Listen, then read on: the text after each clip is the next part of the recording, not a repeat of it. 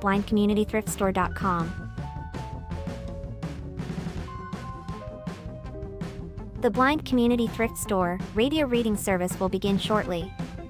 We will be reading local news from around the Southwest Missouri area, Monday through Friday, 10 a.m. to 12 p.m. on YouTube, KSMU, and on the Audio Reader Network at Kansas University.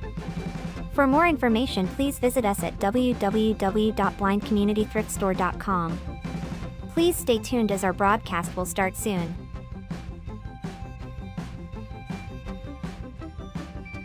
Please remember to like, comment, and subscribe on our YouTube channel now. At Blind Community Thrift Store on YouTube, and more info about this radio reading service, Navalins, and the Blind Community Thrift Store at www.blindcommunitythriftstore.com. The Blind Community Thrift Store radio reading service will begin shortly. We will be reading local news from around the Southwest Missouri area, Monday through Friday, 10 a.m. to 12 p.m. on YouTube, KSMU, and on the Audio Reader Network at Kansas University. For more information, please visit us at www.blindcommunitythriftstore.com. Please stay tuned as our broadcast will start soon.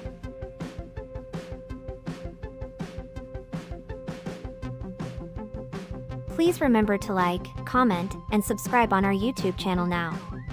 At Blind Community Thrift Store on YouTube, and more info about this radio reading service, Navalins, and the Blind Community Thrift Store at www.blindcommunitythriftstore.com. The Blind Community Thrift Store radio reading service will begin shortly. We will be reading local news from around the Southwest Missouri area, Monday through Friday, 10 a.m. to 12 p.m. on YouTube, KSMU, and on the Audio Reader Network at Kansas University. For more information, please visit us at www.blindcommunitythriftstore.com. Please stay tuned as our broadcast will start soon.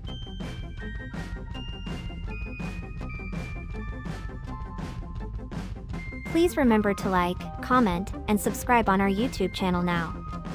At Blind Community Thrift Store on YouTube, and more info about this radio reading service, Navalins, and the Blind Community Thrift Store at www.blindcommunitythriftstore.com. The Blind Community Thrift Store radio reading service will begin shortly. We will be reading local news from around the Southwest Missouri area, Monday through Friday, 10 a.m. to 12 p.m. on YouTube, KSMU, and on the Audio Reader Network at Kansas University. For more information, please visit us at www.blindcommunitythriftstore.com. Please stay tuned as our broadcast will start soon.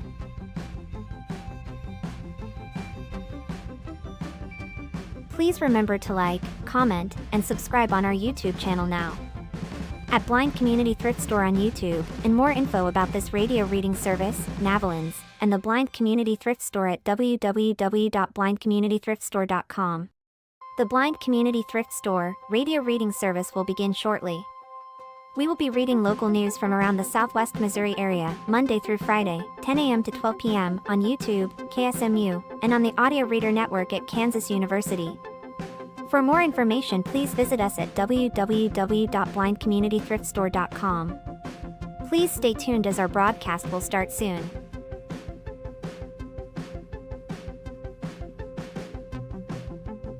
Please remember to like, comment, and subscribe on our YouTube channel now.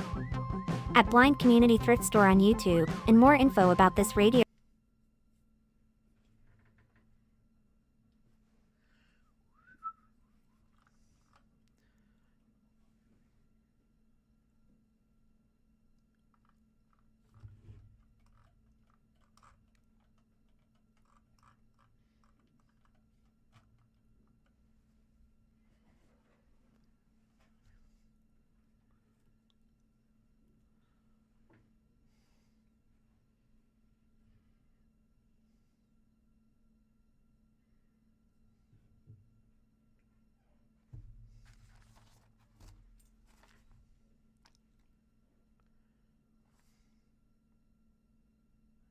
The time is 10 a.m. And a good morning. Thank you for tuning into the Blind Community Thrift Store radio reading service. My name is Dory. I'm here with Sarah, and we invite you to listen to our broadcasts, both live and on demand. Our live sessions available on the Blind Community Thrift Store YouTube channel, Monday through Friday between 10 a.m. and noon each week. Additionally, you can access on-demand content through the Audio Reader Network, which offers a wide range of audio materials for the visually impaired community. To explore content from the Audio Reader Network, visit www.reader.ku.edu. The site provides details about accessing content via Amazon Alexa, Audio Reader Network mobile app, and information on receiving a radio to listen to the broadcast by KSMU Radio. All broadcasts are played over KSMU's subcarrier airwaves at 67 kilohertz on 91.1 from 3 to 5 p.m. Monday through Friday. Contact Audio Reader Network for information on receiving a pre-programmed radio. And we'll get started with this story from the Springfield News-Leader. The Hotel of Terror has reached an agreement to sell a void referendum election. After years of negotiations and with a public vote on the horizon in August, Springfield's Hotel of Terror will no longer be subject to eminent domain. City Manager David Cameron announced on Monday, May 18th, the city and the site's owners had agreed on the sale of the property for $2 million. The long-running haunted attraction, often referred to as a, quote, rite of passage for area teens, will not be relocated elsewhere. The city has tried to acquire the property at 334 North Main Avenue for years to address the aging Main Avenue Bridge and prevent future flooding by widening Jordan Creek. This was also part of the Renew Jordan Creek that is bringing Jordan Creek back to the surface in downtown Springfield.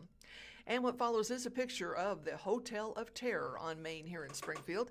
Springfield City Council initiated eminent domain proceedings to force the sale of the properties after negotiations stalled late last year. Owners Sterling and Melissa Mathis gathered signatures for a referendum to place the question in front of voters instead. The matter was set to go before voters on August 4th. At the beginning of the May 18th council meeting, Cameron announced the agreement to sell the property for $2 million with the contingency that possession will be delayed until January 1st, 2027. Cameron said this was to allow the Hotel of Terror to have one final haunting season this Halloween. After the meeting, the city manager told the News-Leader that the agreement also allows the Mathises to collect some of the bricks from the building after it's demolished. The city had previously offered the owners $2 million after council's initial attempt at eminent domain was repealed in favor of negotiations.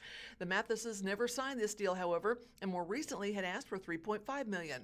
Sterling Mathis had previously cited the expense of relocating and recreating the same Hotel of Terror experience elsewhere, especially with city code requirements. Quote, after years of uncertainty and legal challenges, our family has decided to settle and move forward, Sterling Mathis said in a texted statement. This has been an emotional and exhausting experience, and the stress has greatly affected our family, especially my wife's health. Up to this point, discussions often centered around relocating the Hotel of Terror to the Dungeons of Doom property at 701 West Wall Street, also owned by the Mathises. That is no longer the plan for the 47-year-old attraction.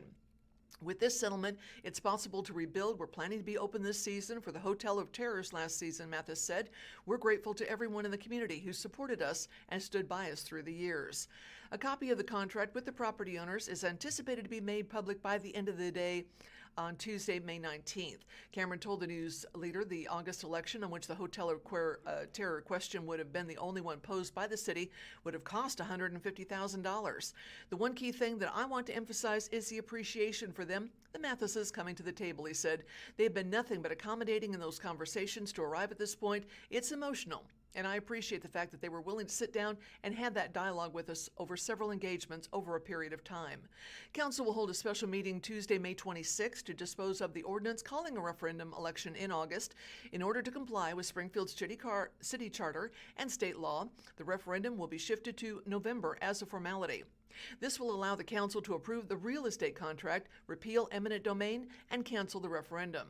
A council bill to do so is anticipated to be introduced at the June 8th meeting with a vote at the June 22nd meeting. The Main Avenue Bridge and the Hotel of Terror building are estimated to be about 100 years old. The bridge has been on the city's radar since 2018. The bridge's shoulders had already been closed and downgraded to prohibit larger vehicles like fire trucks and buses from crossing. If the bridge's condition worsened anymore, it could have to close. The replacement of the bridge will include other improvements such as a two-way bicycle path and ADA-compliant sidewalks. According to previous News-Leader reporting, the project was estimated to cost $7.5 million, with $6 million coming from the Surface Transportation Block Grant funds, and the rest covered by the city. Good morning, this is Sarah from the Springfield Daily Citizen, MSHSAA Golf, how Trenton King lifted Springfield's Gloria Deo Academy to first state titles in school's young history. And what follows is a picture of the Gloria Deo Academy head coach, Isaiah Franklin, center, and his team celebrate both the Class State team title in golf and the individual state championship of Trenton Green, second from left, at Riverfront Golf Course. 12 years of Trenton King's life were largely spent at Gloria Deo Academy, nearly as long as Springfield-based Christian school has been in existence. 2 weeks after receiving his diploma, King's time at GDA ended with a historic distinction, the Lions' first MSHSAA state champion. He birdied 2 of his final 3 holes on Tuesday at Rivercut Golf Course, helping hold off runner-up Hollis Lyons of Bloomfield, 149 strokes, and capture a Class 1 individual title. King's effort, a 2-day score of 147 strokes, 2 over par, spearheaded another first for GDA, its first team title. 5 years after the program's genesis, the Lions, 654 strokes, edged Bloomfield, 659, an effort aided by King, Landon Nichols, 168, Carter King, 168, Asher Ogden, 173, and Luke Austin, 182. With a shotgun start on Tuesday, King, who led the majority of the tournament, entered his final 3 holes knowing a series of bad swings could be the difference between first and second. He delivered, shooting 1 under on back-to-back holes, number 7 and number 8, a pair of birdies that added insurance before his trot to number 9, a double bogey. And what follows is a picture.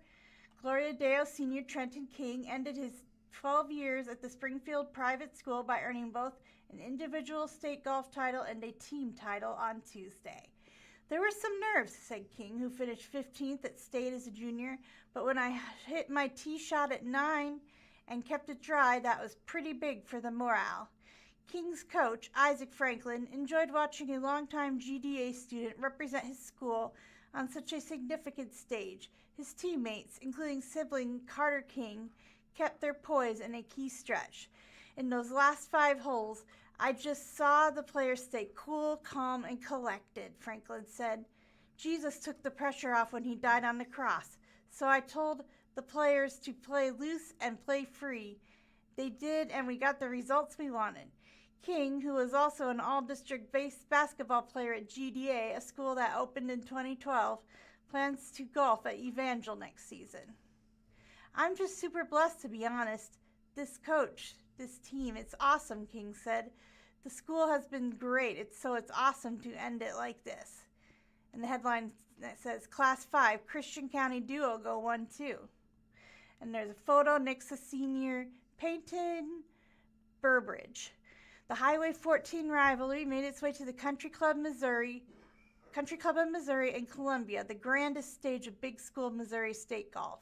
Next, senior Peyton Burbridge shot 5 birdies on Tuesday and had back-to-back daily scores of 69, helping him become the Eagles' first boys state golf champion. To earn that label, Burbridge had to get past Ozarks junior Riley Franklin, who shot 70 on back-to-back days to finish runner-up in a tout Class 6 medalist battle. Subheadline reads, Class 3, Elliott earns first state boys golf title for Catholic.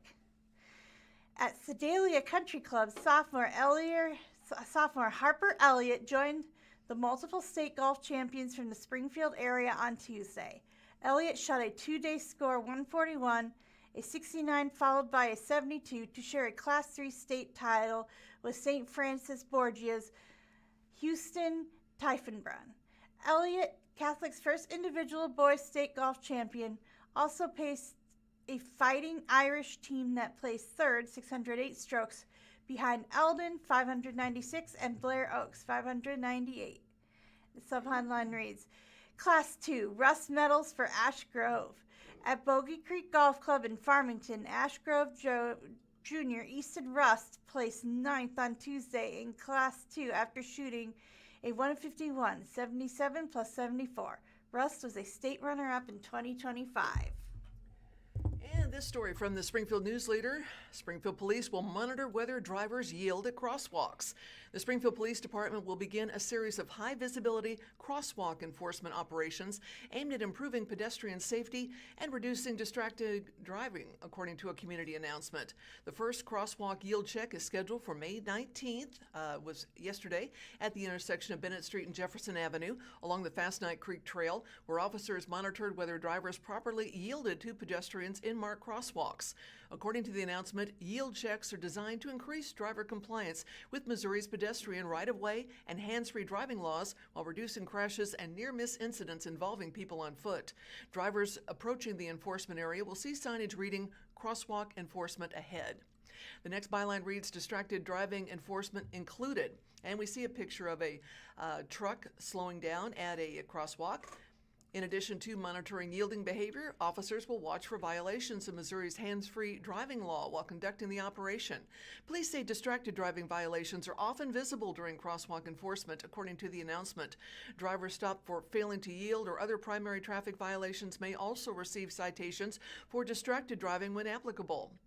Officers may also intervene when pedestrians engage in unsafe behavior that puts themselves or others at risk, according to the announcement. That can include crossing outside designated crosswalks, crossing major roadways mid-block, walking in the roadway where sidewalks are available, or crossing diagonally instead of using the shortest legal route. Springfield police officers have discretion during traffic stops and may issue either a citation or a warning based on the circumstances of each encounter. During each operation, 3 officers are stationed at the selected crosswalk for about 4 hours. 1 officer will act as a pedestrian attempting to cross legally, a second serves as a spotter, and a third conducts traffic stops for drivers who fail to yield, according to the announcement. Locations are selected by the Springfield Police Department and City Public Works staff based on traffic patterns, pedestrian activity, crash history, and community concerns. Additional crosswalk yield check locations and dates later in the year will be announced by SGF Yields, the effort part of the city's Safer Streets Springfield plan, which focuses on reducing serious traffic injuries and fatalities. More information is available at their website. The enforcement campaign is funded through a hazardous moving violations grant from the Missouri Department of Transportation Traffic and Highway Safety Division. Residents can learn more about crosswalk yield checks and the Springfield Yields Pedestrian Safety Program at springfieldmo.gov/Springfield Yields. Follow SGF Yields on Facebook, or you can email them at traffic@springfieldmo.gov. And from the Springfield Daily Citizen, man charged in Greene County with domestic assault, including strangulation. Victim allegedly told police that suspect in the past had threatened her with a weapon. And a picture that follows the Greene County Judicial Courts facility at 1010 Boonville in Springfield, Missouri. Prosecutors have charged a 32-year-old Greenfield man with domestic assault in the first degree, a crime punishable by up to 30 years in prison, for allegedly strangling a woman he knew on May 13th in Springfield. Kyle Lee McCauley was charged May 14th and was booked into the Greene County Jail on Monday morning, May 18th. He is being held without bond. According to court documents, the victim told police that McCauley had threatened to kill her or her kids, and she believed he might try to kill her. A third party called 911 on May 13th to report the victim being assaulted. The third party told police the victim had said she was begging for her life and playing dead. The Springfield officer who went to the scene reported that McCauley had fled. And what follows is a picture of Kyle Lee McCauley. Byline reads, bruises the shape of fingers on her neck. The officer also reported that the victim's voice was very hoarse, her eyes were bloodshot, and there were bruises on her neck. The shape, the size, and spacing consistent with being made by fingers being pressed into her neck. The officer wrote that the victim said McCauley was drinking and had damaged the home, that McCauley punched her in the side of the head multiple times with a closed fist while she begged him to stop. She said he was on top of her for a couple minutes, and she could not breathe and was just trying to get him off of her. The victim told the officer that McCauley eventually went into another room and broke more property. He then fled in her vehicle with her cell phone. The officer wrote the victim said McCauley had used a weapon against her or threatened her with a weapon in the past, and that he tried to control most of her daily activities. byline reads, "Strangulation, one of the most lethal ways to demonstrate power and control." McCulley also faces a charge of domestic assault in the second degree, which is punishable by up to 7 years in prison. It is a more serious charge of domestic assault in the first degree that includes the specific allegation of strangulation. Officers are trained to detail in their report the elements of a domestic assault that includes strangulation. In 2023, the Springfield Daily Citizen published a series on domestic violence in Greene County called Living in Fear. In that series, reporter Jackie Raywald interviewed Brooke Batestel, a forensic nurse at Cox Health. Batestel said strangulation is one of the most lethal ways to demonstrate power and control in domestic violence situations. It is also among the most common. The abuser is basically holding their life in their hands and having control on whether or not that person takes another breath, Batestel said. It's a very personal assault, and you can strangle someone without leaving any marks. A person strangled can become unconscious within seconds, she said, and all it can take is 6 to 8 seconds of pressure to the neck. The person is unconscious and can die within minutes if that pressure is not released, Batestel said, and I'm talking 1 to 2 minutes. Unlike court records do not yet indicate when McCulley's next court date will be. He does not have an attorney listed as representing him. From the Springfield News-Leader, Springfield native Billy Long has been confirmed as U.S. Ambassador to Iceland. The U.S. Senate confirmed Springfield native and former IRS Commissioner Billy Long as an ambassador to Iceland. This happened Monday. The Senate voted 46-43 to confirm Long and 48 other nominees for U.S. Marshals, U.S. Attorneys, and ambassadors. Yea votes were all Republican senators, while mostly Democratic and Independent senators voted nay. 11 senators did not vote. According to reporting by the Missouri Independent, Long faced backlash earlier this year for joking with former U.S. House colleagues about Iceland becoming the 52nd U.S. state. Long apologized for the statement in an interview with Arctic Today, a nonprofit Alaska-based newsroom that covers the Arctic region. Quote, "I was with some people who I hadn't met for 3 years. They were kidding about Jeff Landry being governor of Greenland," Long told Arctic Today, "and they started joking about me. And if anyone took offense to it, then I apologize." The next byline read, "What was Billy Long's time as head of IRS like?" Long was confirmed as IRS Commissioner June 12, 2025, and spent 2 months in the role. On August 8, 2025, he posted on X that he was excited to take on my new role as the ambassador to Iceland. No explanation for his departure was given. As IRS Commissioner, Long traveled to meet with IRS staff across the country and spoke at the 2025 National Auction Association Conference in Schaumburg, Illinois. He also spoke at the National Association of Enrolled Agents 2025 Tax Summit in Salt Lake City, Utah, about his boots-on-the-ground approach, modernizing the IRS with employee partners, and his technical team, according to the IRS News X account. In 2013, Long co-sponsored a bill to abolish the IRS. He went viral in 2019 with his novelty $45 bills with Trump's face in the middle. And one other quick story here from the Springfield Daily Citizen. The Christian County Sheriff purchases armored vehicle and night vision gear. And we see a picture of the Sheriff's Office vehicle. The Christian County Sheriff's Office has obtained an armored vehicle and night vision equipment after a deadly shootout in rural Stone County on February 23rd. On April 30th and May 7th, the County Commission earlier this month unanimously authorized Sheriff Brad Cole to make the purchases totaling about $132,400. Cole requested a 2011 model Lenco Bearcat plus thermal scopes and accessories for 37 firearms. The necessity of a vehicle like this is slim. If you need it, you need it. We were fortunate enough to have Greene County assist us a couple of months ago, said Eastern Commissioner Bradley Jackson. On February 23rd, law enforcement officers used an armored vehicle from Greene County to take down Richard Byrd, who killed Christian County Deputy Gabriel Ramirez during a traffic stop earlier in the day. Byrd was hiding out in a wooded area. He started firing at law enforcement officials at 11:38 p.m., continued for at least 30 minutes, seriously injuring 2 officers. Deputy Michael Heislop was shot and killed while attempting to reach the injured men.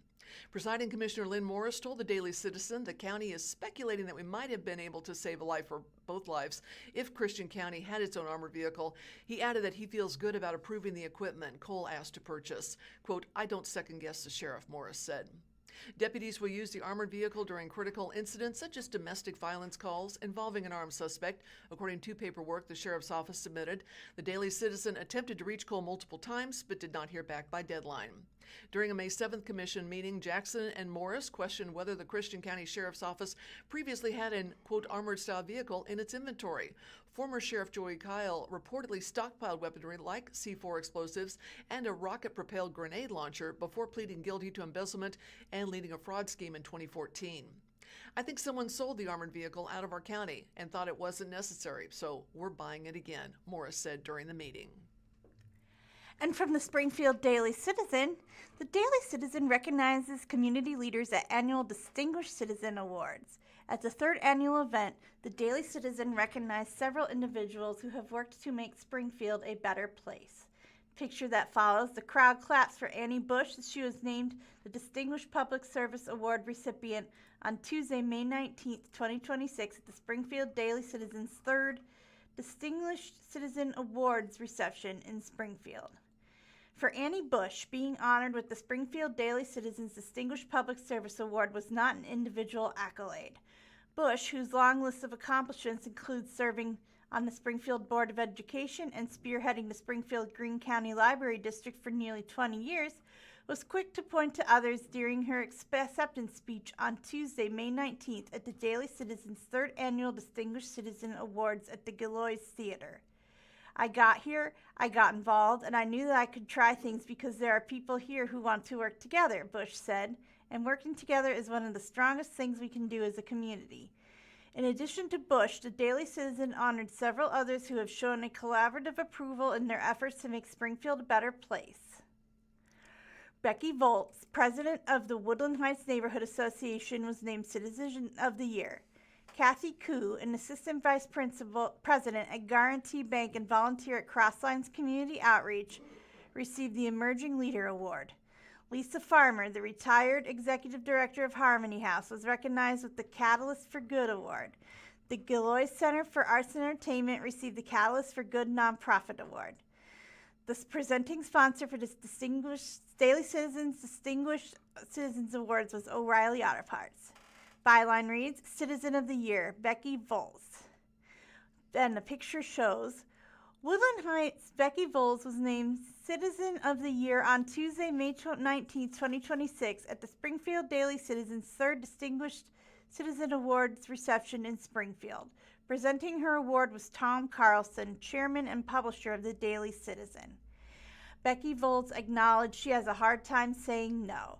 First, it was an invitation to join the Parent-Teacher Association at Hillcrest High School, where her granddaughter attended.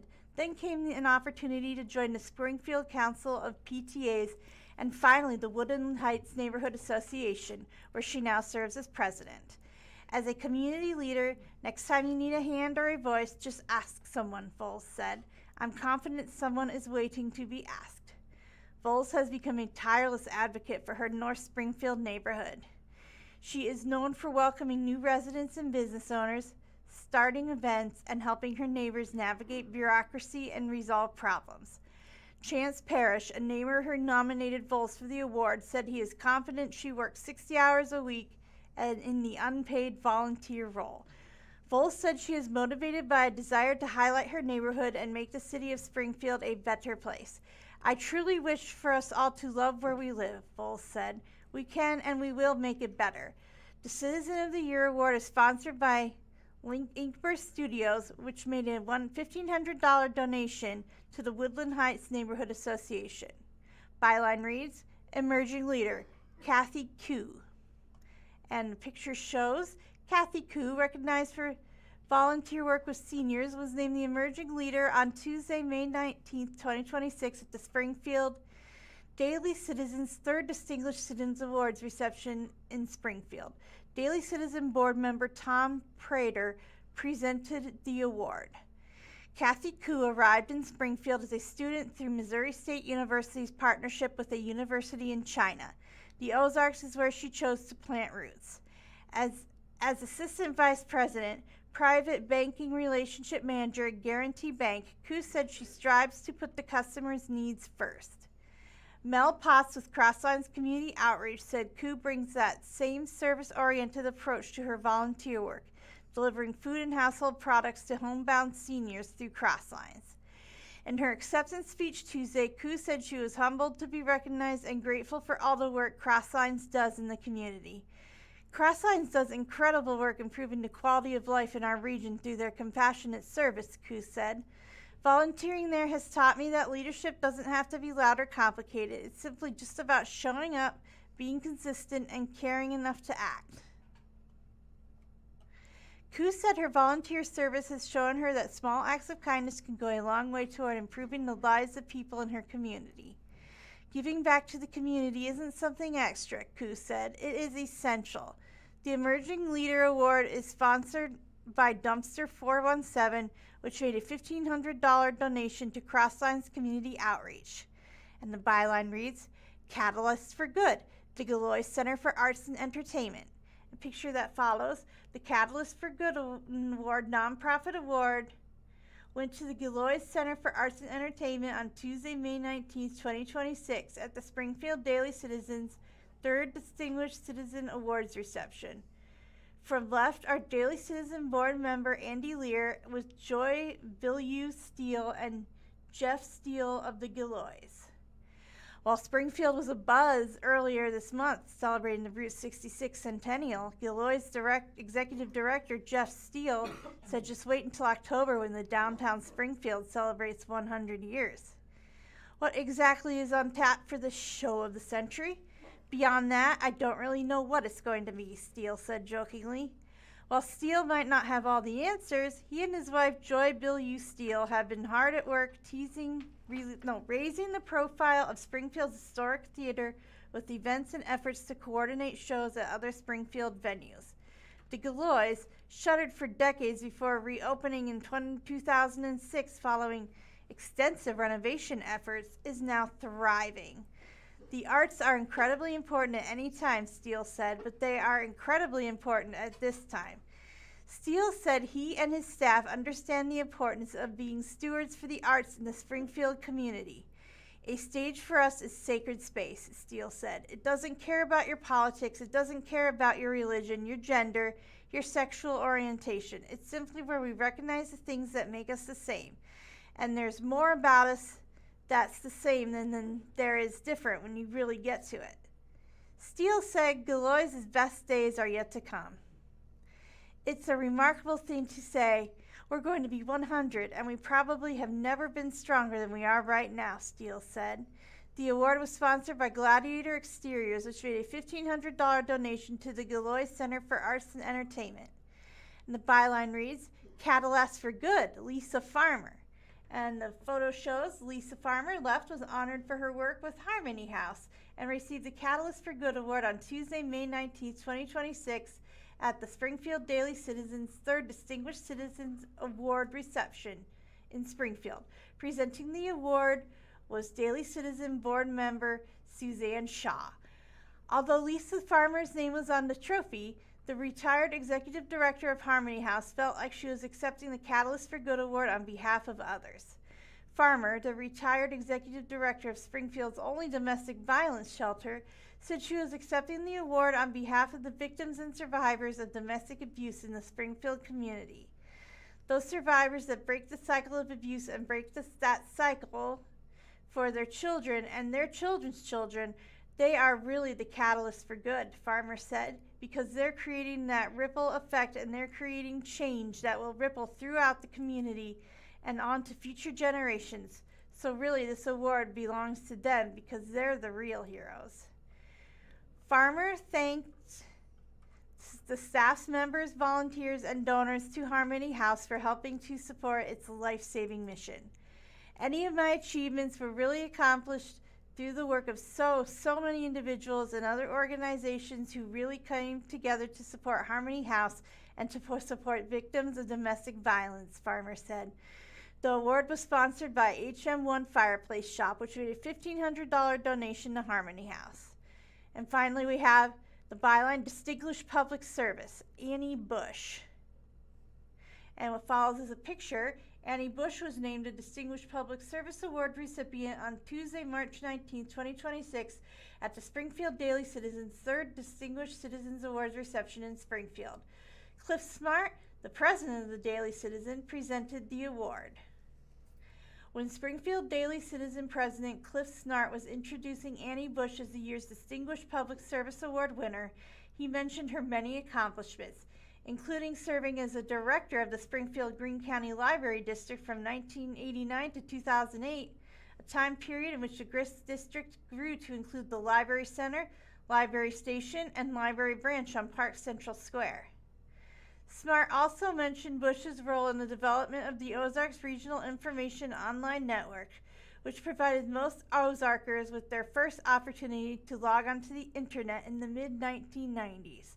"I'm sorry," Bush quipped from her seat in the audience. Bush, known for her quick wit and kindness, served as a role model for a generation of Springfield women with ambition to serve in leadership roles. And while Bush has taken a step back from public leadership, she said in her acceptance speech she is excited for the future. "I'm grateful and honored to be here today and to have these years of service with you and to do such good things," Bush said. Bush has also been an advocate for the unsheltered community and been involved in the Mayor's Commission for Children.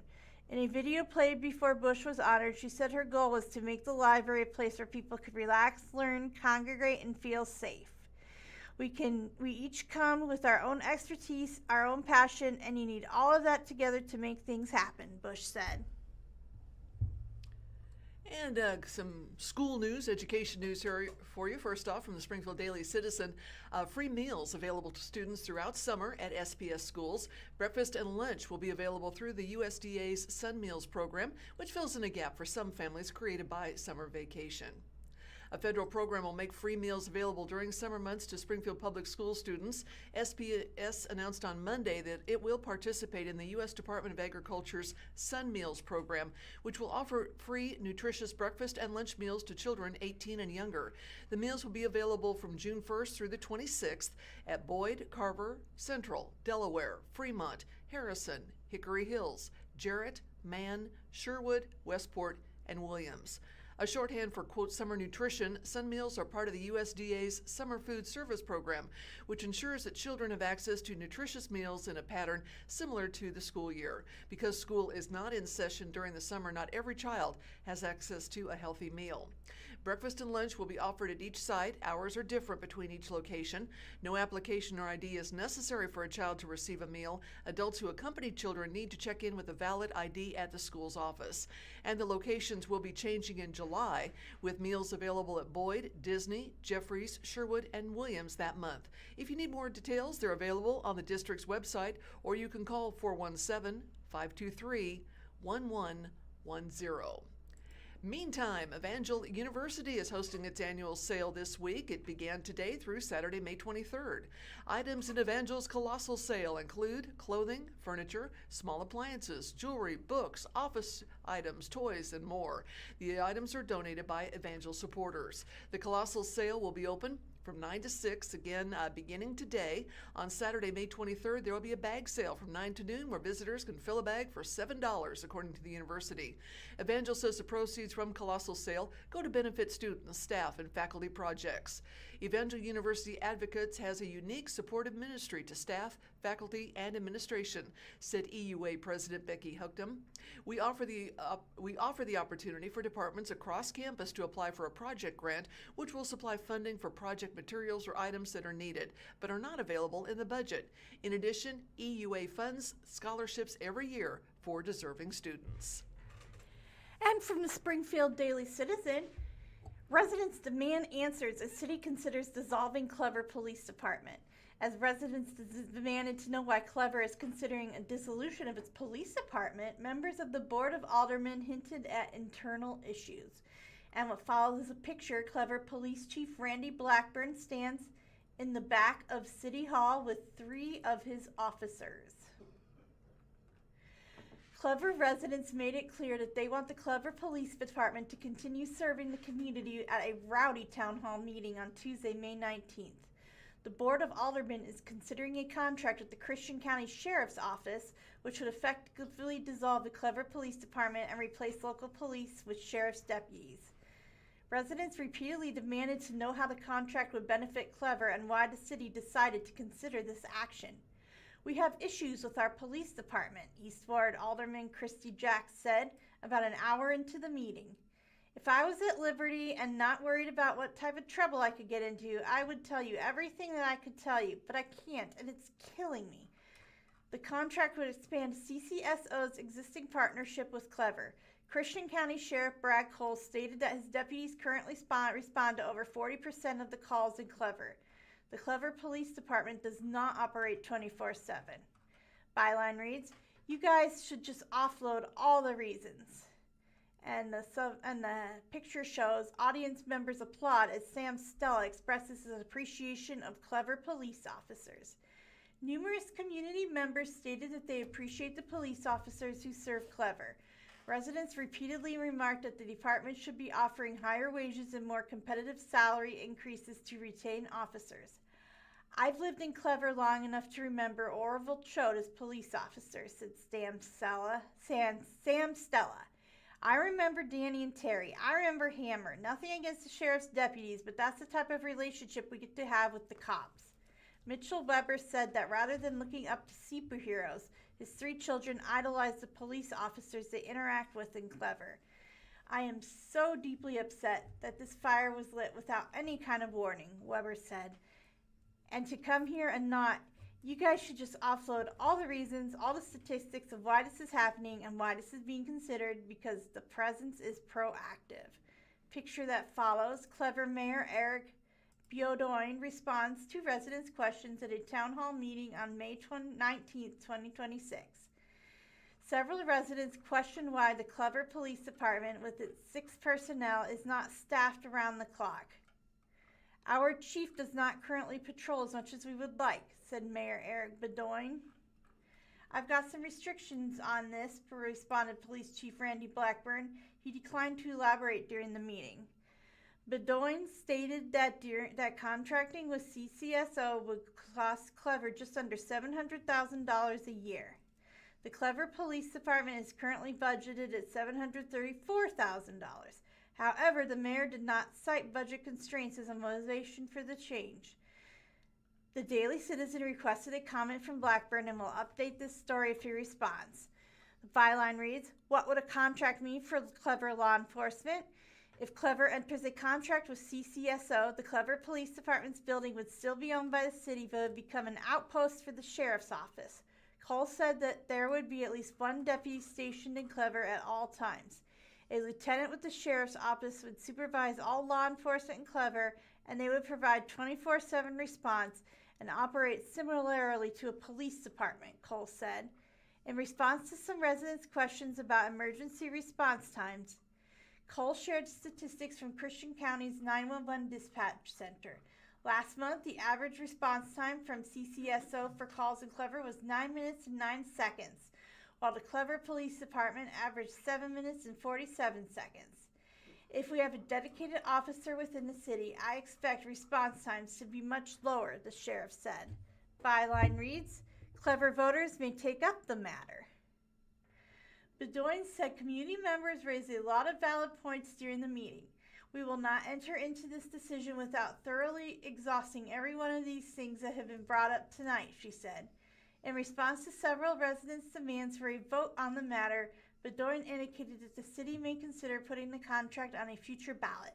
May 26 is the final certification deadline for matters that will appear on the ballot in the August 4th primary election.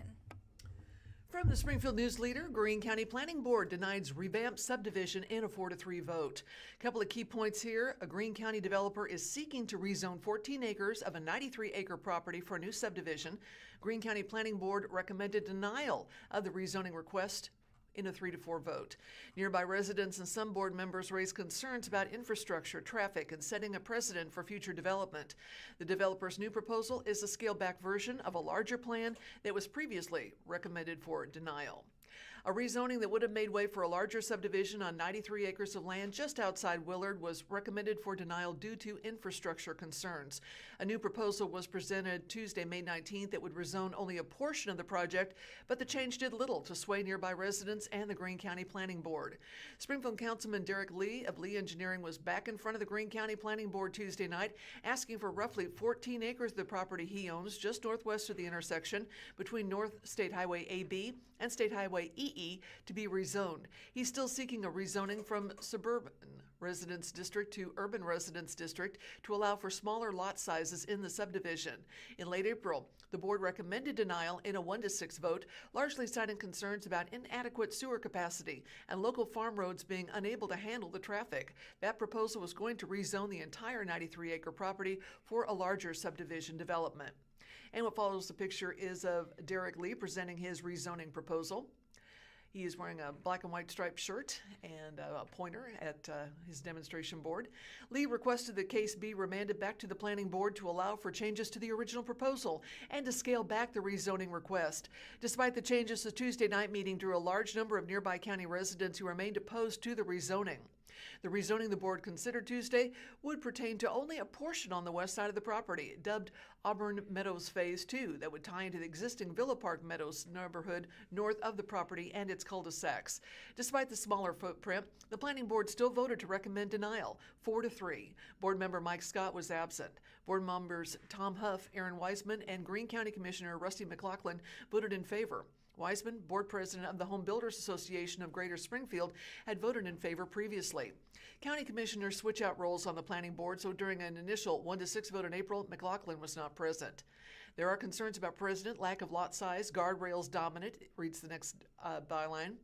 The plan Lee presented would include 36 lots on the 14-acre property, plus a detention basin that would be built to accommodate the entire property eventually. The current suburban zoning requires lots to be at least 10,000 square feet, whereas the rezoning would lower the minimum to 6,000 square feet. But Lee said his intention is not to go that small. He said the lots would be closer to 9,000 square feet, matching lots in the existing subdivision north of the property. Nearby residents took issue with this. Jeff Jones said only a very small number of the existing lots dip below the 10,000 square foot current zoning minimum. In total, there are 167 homes in the nearby 3 subdivisions, he said, with only 8 lots falling below the 10,000 square foot minimum. Even most of those lots, Jones said, feel bigger due to easements that sit adjacent to the properties. And we see a picture of Mr. Jones speaking in opposition to this rezoning proposal. Having that extra density and, the prospect of 93 acres of 6,000 square foot lots is tremendously scary, he said. Quote, 14 acres, less scary, but still I feel inappropriate. Many, including State Representative Bill Owen, reiterated concerns from previous meetings, including increased traffic on rural roads, lack of sewer capacity, and frequent flooding issues. While the new proposal focused on a specific area of the larger project, some worried this would set precedents to justify the rezoning of the entire 93 acres later on. Since the rezoning does not include any restrictions that would require the development to be closer to the 10,000 square foot lot size, neighbors also worried that if Lee said smaller lots were not planned, a straight rezoning would still allow them and leave the county without recourse later. Asked by a board member, Lee estimated that retaining the current zoning on the 14-acre portion would result in a 4 to 5 lot difference.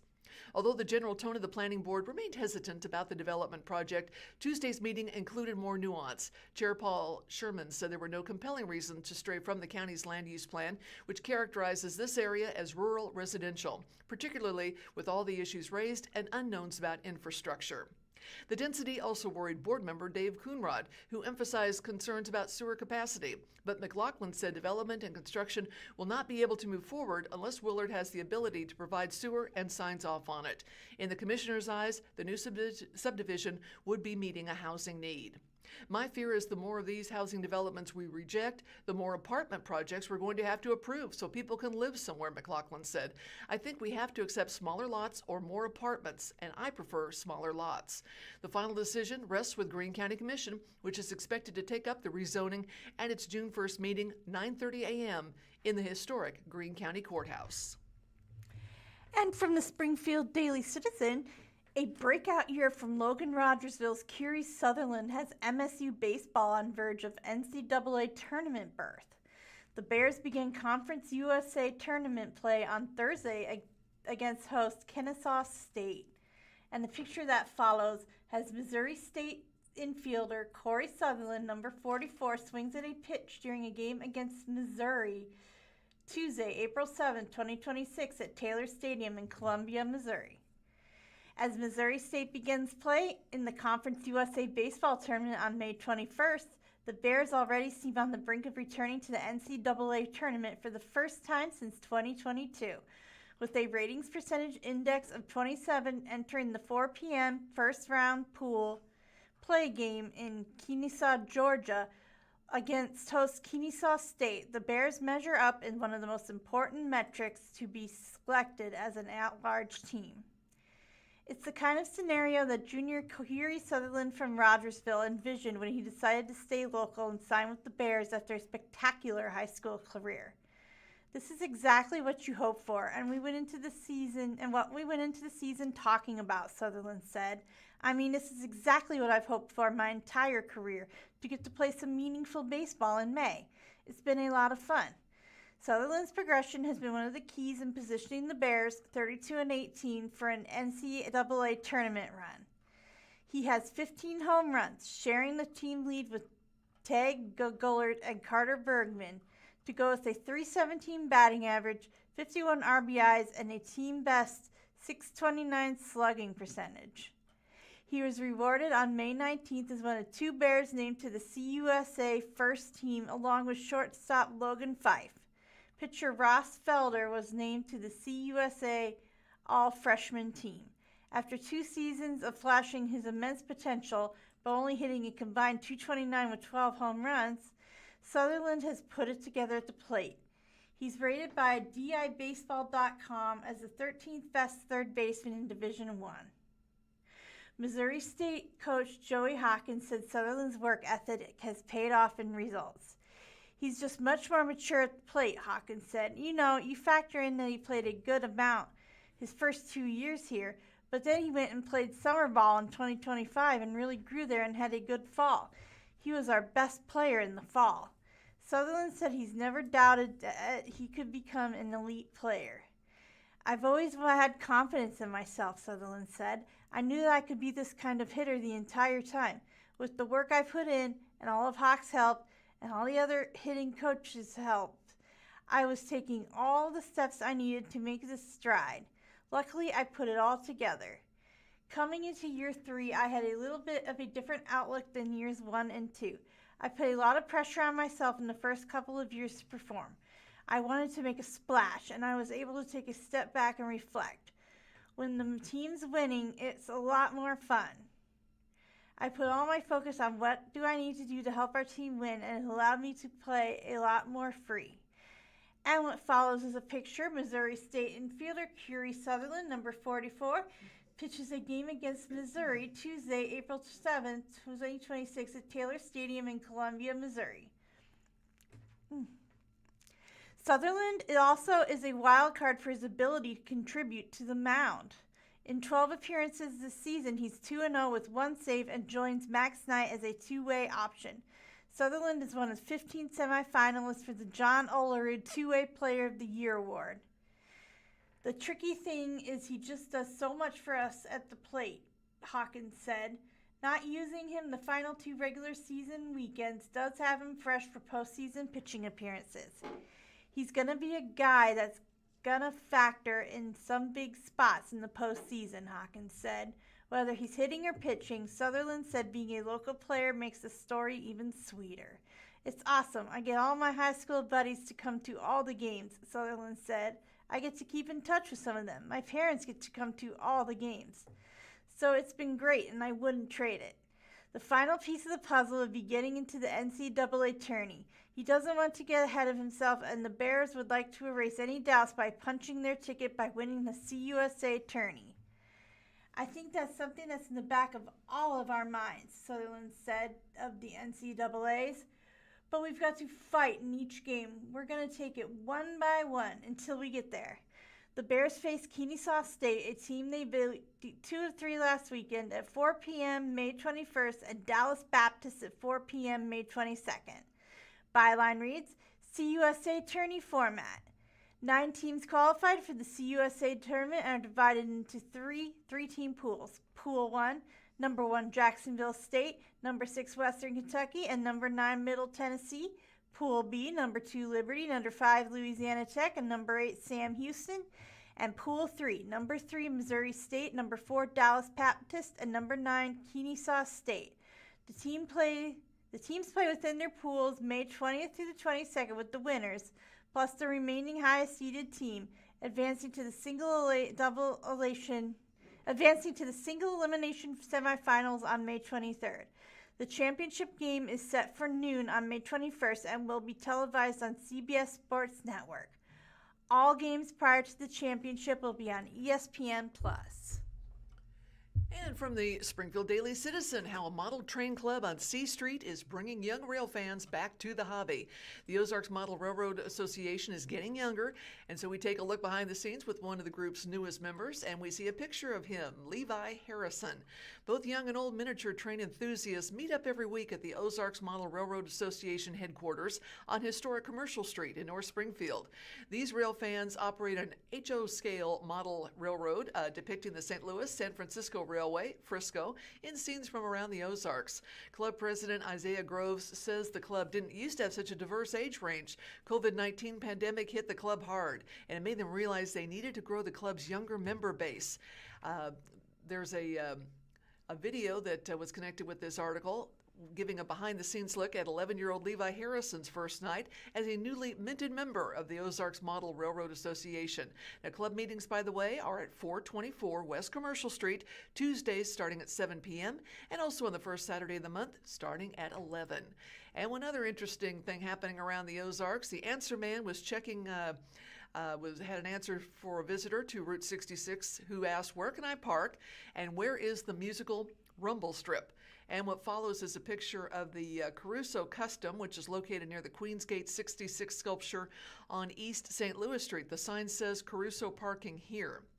And the person had asked about, where am I supposed to park when visiting the new Queensgate 66 sculpture? How is it even safe to plant a tourist attraction in the middle of a roadway? We went down there, had no idea where to park. Also, we read the information plaque about the, quote, musical road, and there's nothing telling us whether we should drive east or west to make the musical sound of America the Beautiful.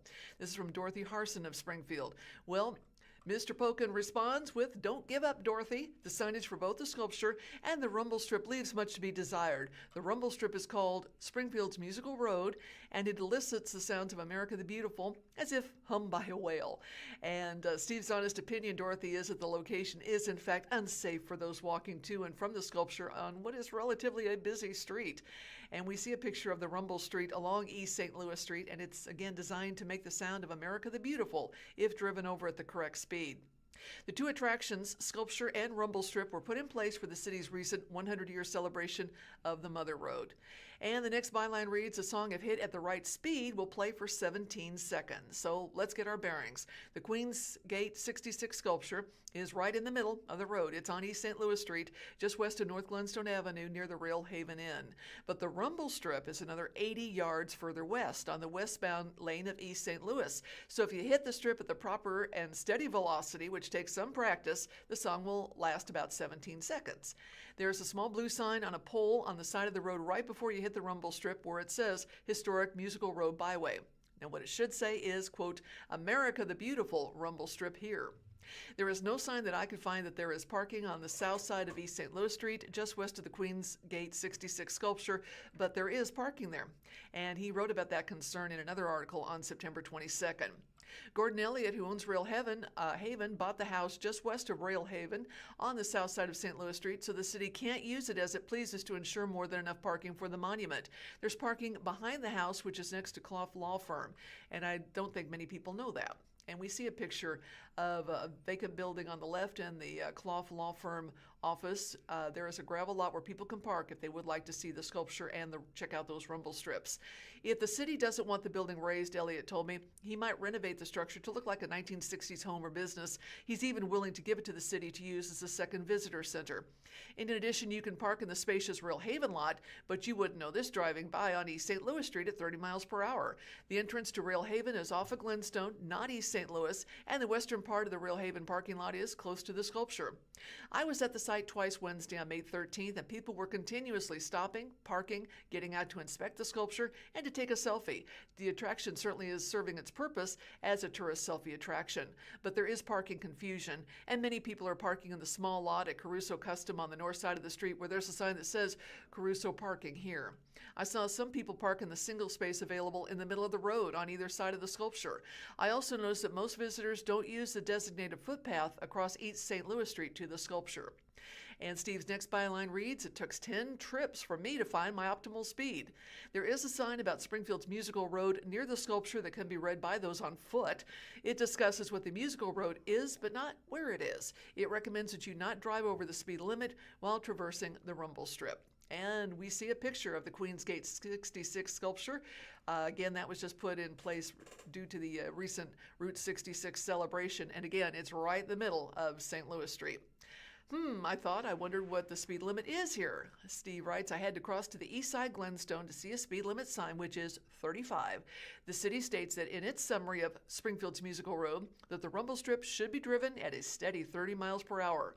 On Wednesday, I drove the strip about 10 times. Now, I'm not encouraging anyone to speed, but the optimal speed for me was 38 miles per hour. From the Springfield Daily Citizen, Bookmarks in downtown Springfield takes over adjacent space for major expansion. Bookmarks has leased the adjacent downtown storefront and plans to demolish a wall to connect the two properties on the interior. And what follows is a picture. Bookmarks owner Josh Arnett stands inside of the original location for the downtown bookstore, which will be expanding next door. Springfield's downtown bookstore, Bookmarks, is getting much bigger. Bookmarks, which opened in 2014 and is located at 325 East Walnut Street, Suite 101, has leased the adjacent downtown storefront and plans to demolish a wall to connect the two properties on the interior, according to a company Facebook post. The plan is to open the expanded space in late summer, owner Josh Arnett said in the post. "We are taking a sledgehammer to the wall and turning this into a big downtown bookstore so we can double, triple our inventory of books," Arnett said in the post. This year has been themed expansion for the beloved downtown bookstore, which opened a video rental store within the bookstore in 2026. Leasing the space next door will allow Arnett to expand every aspect of the business. Bookmarks and the video rental business, Mr. Gugorium's Movie Emporium, will remain open throughout the building renovations. So the byline reads, "More books, more videos, more children's area, and more." And a picture that follows is Bookmarks owner Josh Arnett said they plan on connecting the Austin Boutique's former space and the current Bookmarks units by knocking down part of the wall between them. Bookmarks is taking over the adjacent space, 325 East Walnut, Suite 102, which previously housed Austin's Boutique. The boutique for the bookish closed in April as the owner pursued a teaching career, according to previous Daily Citizen reporting. "Taking over the space will allow the company to fulfill our ultimate vision for our store," Arnett said in the post. "Of course, the expansion means more books. There will be a dedicated book buying station and a children's area with a space for the little ones to explore," according to the post. The bookstore will be adding an event space for author readings and book clubs dubbed the Footnote. Customers can also look forward to an expanded video rental store, and Arnett has promised to deliver a VHS wall in the extended space. The property that houses the bookstore, located at 327 East Walnut Street, is owned by 9 Windows LLC and was appraised at $231,000, according to Greene County Assessor's Office records. 9 Windows is registered to Marinell Hopkins of Springfield, according to Missouri State Secretary of State Records. As the bookstore is known for its feline mascots, Arnett hinted there might be additional furry friends in the store's future. Expanding the business will allow Bookmarks to reach its potential of a real family-run bookstore where our kids get to experience growing up surrounded by books and readers, Arnett said in the post. And the picture that follows is bookmarks will be expanding the unit just east of the original storefront where Austin Boutique used to be located. And we are currently broadcasting live from the Blind Community Thrift Store, situated at 2713 North Kansas Expressway in Springfield, Missouri. If you need more information about our store, please visit our official website, www.blindcommunitythriftstore.com. To explore more of our video content, including movie reviews with Matt and Meredith, adaptive technology training videos, and other informative material, visit our YouTube channel by searching for Blind Community Thrift Store. Our organization is dedicated to supporting the blind community through various initiatives, and our online platforms serve as valuable resources for community engagement and education. And from the Springfield News-Leader, a lawsuit is challenging Missouri's congressional map decision delay. A couple of key points here. A new lawsuit asks a judge to force Missouri's Secretary of State to decide on a referendum challenging the state's new congressional map. The Political Action Committee, People Not Politicians, accuses state officials of intentionally delaying a decision to hold a primary under the disputed map. And the legal battle stems from a Republican-drawn map intended to make it harder for a Kansas City Democrat to win re-election.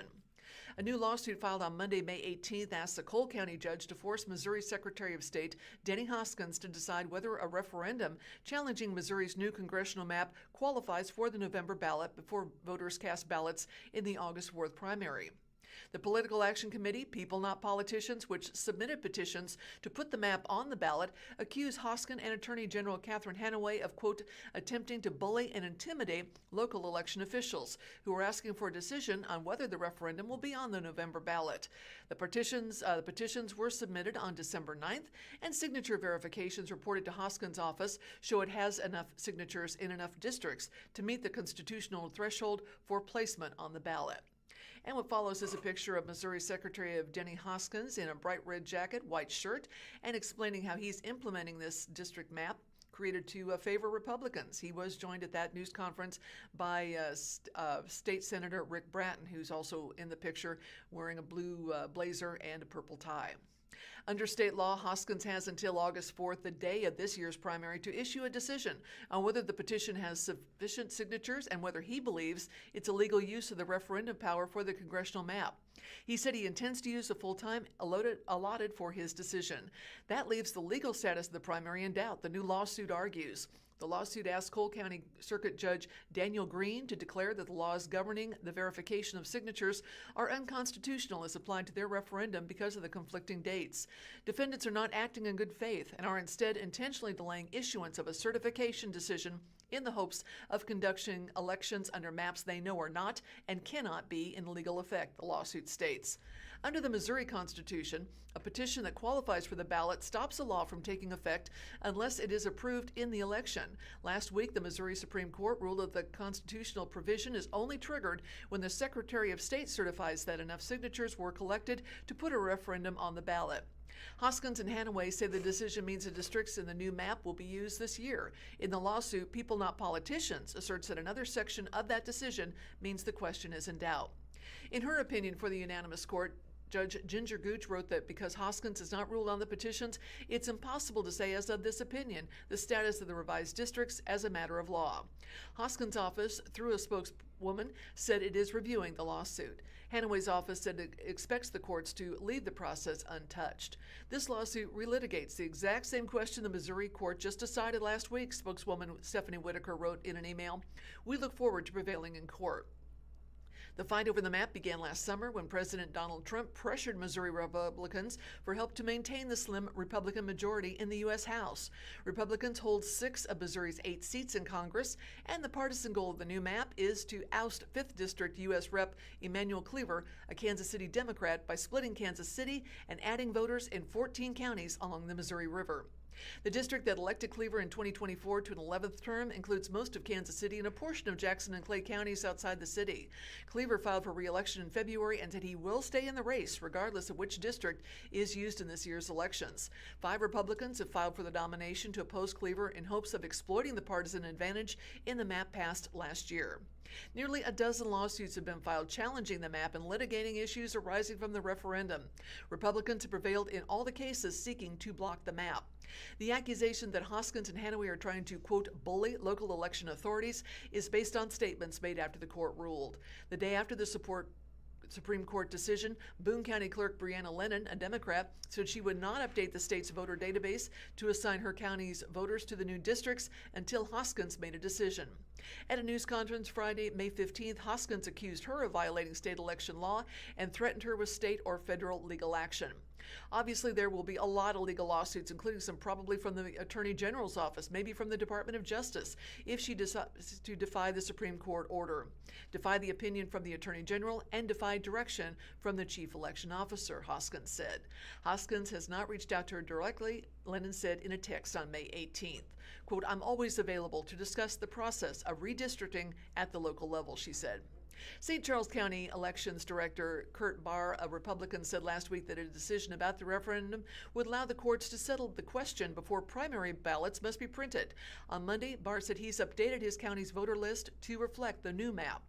One option for Hoskins is to declare that the referendum, even if it has sufficient signatures, is illegal for congressional redistricting plans. That was his position in a federal lawsuit, alleging that the U.S. Constitution, by giving congressional districting responsibility to legislatures, precludes the possibility of a referendum. U.S. District Judge Zachary Bluestone dismissed the case and wrote that Hoskins could make the call on his own and defend it in state courts. In a statement announcing the lawsuit, People, Not Politicians said Hoskins can clear up the issue by making his decision. Quote, in refusing to admit what is plain to see, Secretary Hoskins is risking conducting an invalid election, a grave injustice to all Missourians, regardless of political party, said Richard Von Glahn, the campaign's executive director. He's ignoring the pleas of countless county clerks who only wish to conduct elections their voters can have confidence in. All right, from the Springfield Daily Citizen, case moves forward against ex-Greene County deputy charged with assault, sexual abuse at downtown bar. Kevin Baker is charged with second-degree assault and misdemeanor sexual abuse for alleged incidents on November 1st, 2025. He was fired from the Greene County Sheriff's Office 3 days later. What follows is a picture of a Greene County Sheriff's Office patrol car. A now former Greene County deputy is facing criminal charges for allegedly grabbing a woman's breasts in a bar and then beating up a man who tried to intervene. Kevin Matthew Baker, 45, is charged with the Class D felony of second-degree assault and the Class A misdemeanor of sexual abuse for incidents alleged to have occurred when he was off duty around 7 p.m. November 21st, 2025 at Dublin's Pass in downtown Springfield. Deputy Jonah Beatles, Public Information Officer with the Greene County Sheriff's Office, confirmed Baker was fired on November 4th, 2025. On Monday, May 18th, Baker waived his right to a preliminary hearing and the case was bound over to a higher court where a trial date will be set. According to the probable cause statement from the criminal charges, Springfield police officers responded to the bar near Park Central Square and found Baker with what appeared to be dried blood on his shirt. Baker allegedly told officers that the male victim, identified as V1 in the report, had gotten in his face being aggressive and that Baker had punched V1 in response. Byline reads, woman says he fondled her breast. An officer then contacted V1 and the female victim, identified as V2. V1 had blood on his face, a gash in his left eyebrow, purple bruising and swelling around his eye and nose. V1 told the officer he and V2 were at the bar with several people, including Baker, and that everyone was intoxicated. V1 said he was standing at the bar and saw Baker place his hand down V2's shirt and fondle her breast, according to the statement. V1 stated that he confronted Baker and Baker punched him in the face. According to the statement, other patrons intervened and separated the two men. The officer later obtained medical records for V1, who had been diagnosed with a left orbital fracture and a nasal bone fracture. According to the statement, V2 told the officer that she was standing at the bar when Baker reached into her shirt and touched her right breast without her consent. V2 stated she told him to stop and then described V1 attempting to intervene but getting punched in the face by Baker. Byline says, suspect says alcohol affected memory. In a post-Miranda interview at Springfield Police Department headquarters on November 3rd, 2025, Baker said he met V1 and V2 earlier in the day at Wingapalooza and they all decided to go to billiards where they continued drinking. He advised he eventually had too much alcohol and could not remember anything else that occurred due to his level of intoxication, the officer wrote in the report. He said the next thing he remembered, he was sitting in the back of a vehicle on his way home. According to the statement, Baker told the investigator that he did not remember going to Dublin's Pass due to his intoxication. When asked about two scabbed over small cuts on top of his right hand, Baker allegedly told the officer it was probably from doing yard work. Online court records show Baker is represented by defense attorneys Ryan Cole and Tyson Martin. They did not immediately respond to a message seeking comment for this report. In addition to the criminal charges, the Missouri Department of Public Safety has filed a complaint seeking to discipline Baker's peace officer license. The complaint states that Baker is not currently employed by a law enforcement agency. Well, school is almost out, bags are packed, summer is calling, and Springfield Branson National Airport is making family vacations even easier with 2 nonstop flights from Springfield Airport, just in time, obviously, for summer. You can head to Phoenix, Arizona on American Airlines and Gulf Shores, Alabama on Allegiant. So skip the long travel day, cut straight to the part people actually remember, being together and enjoying the trip. Whether it's desert sunsets, a few unhurried days at the beach, or just breaking out of the usual routine, these 2 nonstop flights will make it easier to get there feeling relaxed instead of run down from a road trip. And in some other good news, Lawrence County has launched Good Dads Chapter to support fathers. Lawrence County has become the latest Missouri community to establish a local chapter of Good Dads, a Springfield-based nonprofit focused on supporting and equipping fathers, according to a community announcement. The new chapter, operating as Good Dads Lawrence County, brings together leaders from business, local government, education, and social services to expand father-focused programming across the county and surrounding areas. Founded in 2015 and headquartered in Springfield, Good Dads is a 501(c)(3) nonprofit that works to strengthen families by helping fathers become more engaged in their children's lives. The organization serves fathers in more than 24 Missouri communities through classes, events, and support programs, according to the announcement. Chapter will serve multiple communities, and we see a picture of some smiling faces of the participants in the Good Dads program. This is a picture from February of 2024, and actually they had just were celebrating to complete. There was a 15-week course that they had just completed. Good Dads Lawrence County will serve Aurora, Monette, Mount Vernon, Pierce City, Stott City, and nearby communities. Organizers said the broader geographic scope was intentional. Dick Clay, a Mount Vernon resident, said Good Dads facilitator, who is leading the chapter's development, said representing more than a single town allows the chapter to reach more families.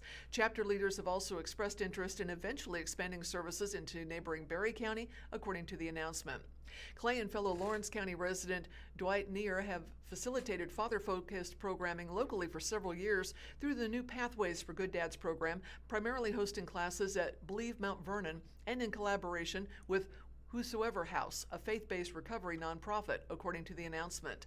The Lawrence County chapter plans to launch several Good Dads programs with support from the organization's headquarters, including Good Dads Strong Schools, a before-school breakfast program designed to strengthen connections between fathers and elementary-age students.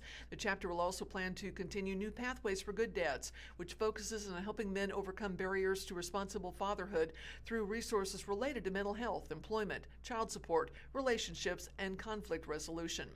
In addition, organizers plan to transition toward Good Dads Forge, a shorter program that covers similar fatherhood and relationship skills, but does not include an income requirement to participate. Neer said the chapter also hopes to introduce a program that serves couples. The next byline read, the community needs cited by organizers. Organizers pointed to a range of social challenges as motivation for expanding father-focused services. According to the announcement, county-level data shows higher than average poverty rates, a significant share of children living in single-parent households, and ongoing concerns related to child welfare and domestic violence. Clay said community response to the chapter's formation has been strong, with residents and partner organizations offering referrals and support. Quote, when fathers are inspired, resourced, and encouraged to be more involved in the lives of their children, outcomes improve community-wide, Clay said, according to the announcement. And looking ahead, Good Dads founder and director Jennifer L. Baker said welcoming Lawrence County as a new chapter will allow local leaders to expand their income and their impact. By becoming a chapter, they'll have the material and financial resources they need to start making a difference for fathers, children, and families, Baker said, according to the announcement. In the coming months, the chapter's 12 to 14 advisory board members plan to host classes and events, raise funds, and enroll fathers in programs as they work to build awareness throughout the county. Residents who are interested in volunteering, become facilitators, or enrolling in classes, contact Good Dads at info@gooddads.com, or you can call 417-501-8867. And from the Springfield Daily Citizen, poking around, I get my city utilities bill and wonder, what's Project Share? How many people donate? Only a small percentage of city utility customers donate to the fund, and the number is falling. The money is used to help CU customers facing hard times keep the heat on during winter, and what follows is a picture of a city utilities bill. If you're a city utilities customer, you get your bill once a month and are asked to contribute to Project Share. I've never contributed, but this month it struck me. How many people do? How much is raised? Where does the money go? I asked the utilities for data for the most recent 5 years. I wanted numbers for how many residential customers contributed and how much they contributed for each of those years, and the same info for business and industrial customers. Here are 4 things I learned quickly. First, the money is raised for a worthy cause. It helps some city utilities customers pay their heating bills during the winter. Second, contributions are primarily from residential customers. The amount of non-residential customers is small. For example, of the $70,328 contributed by customers in 2025, 97% came from residential customers. And what follows is a chart of the Project Share company showing the years and the donations. Third, the numbers are declining. In 2021, there were 4,213 residential donors who contributed $95,710.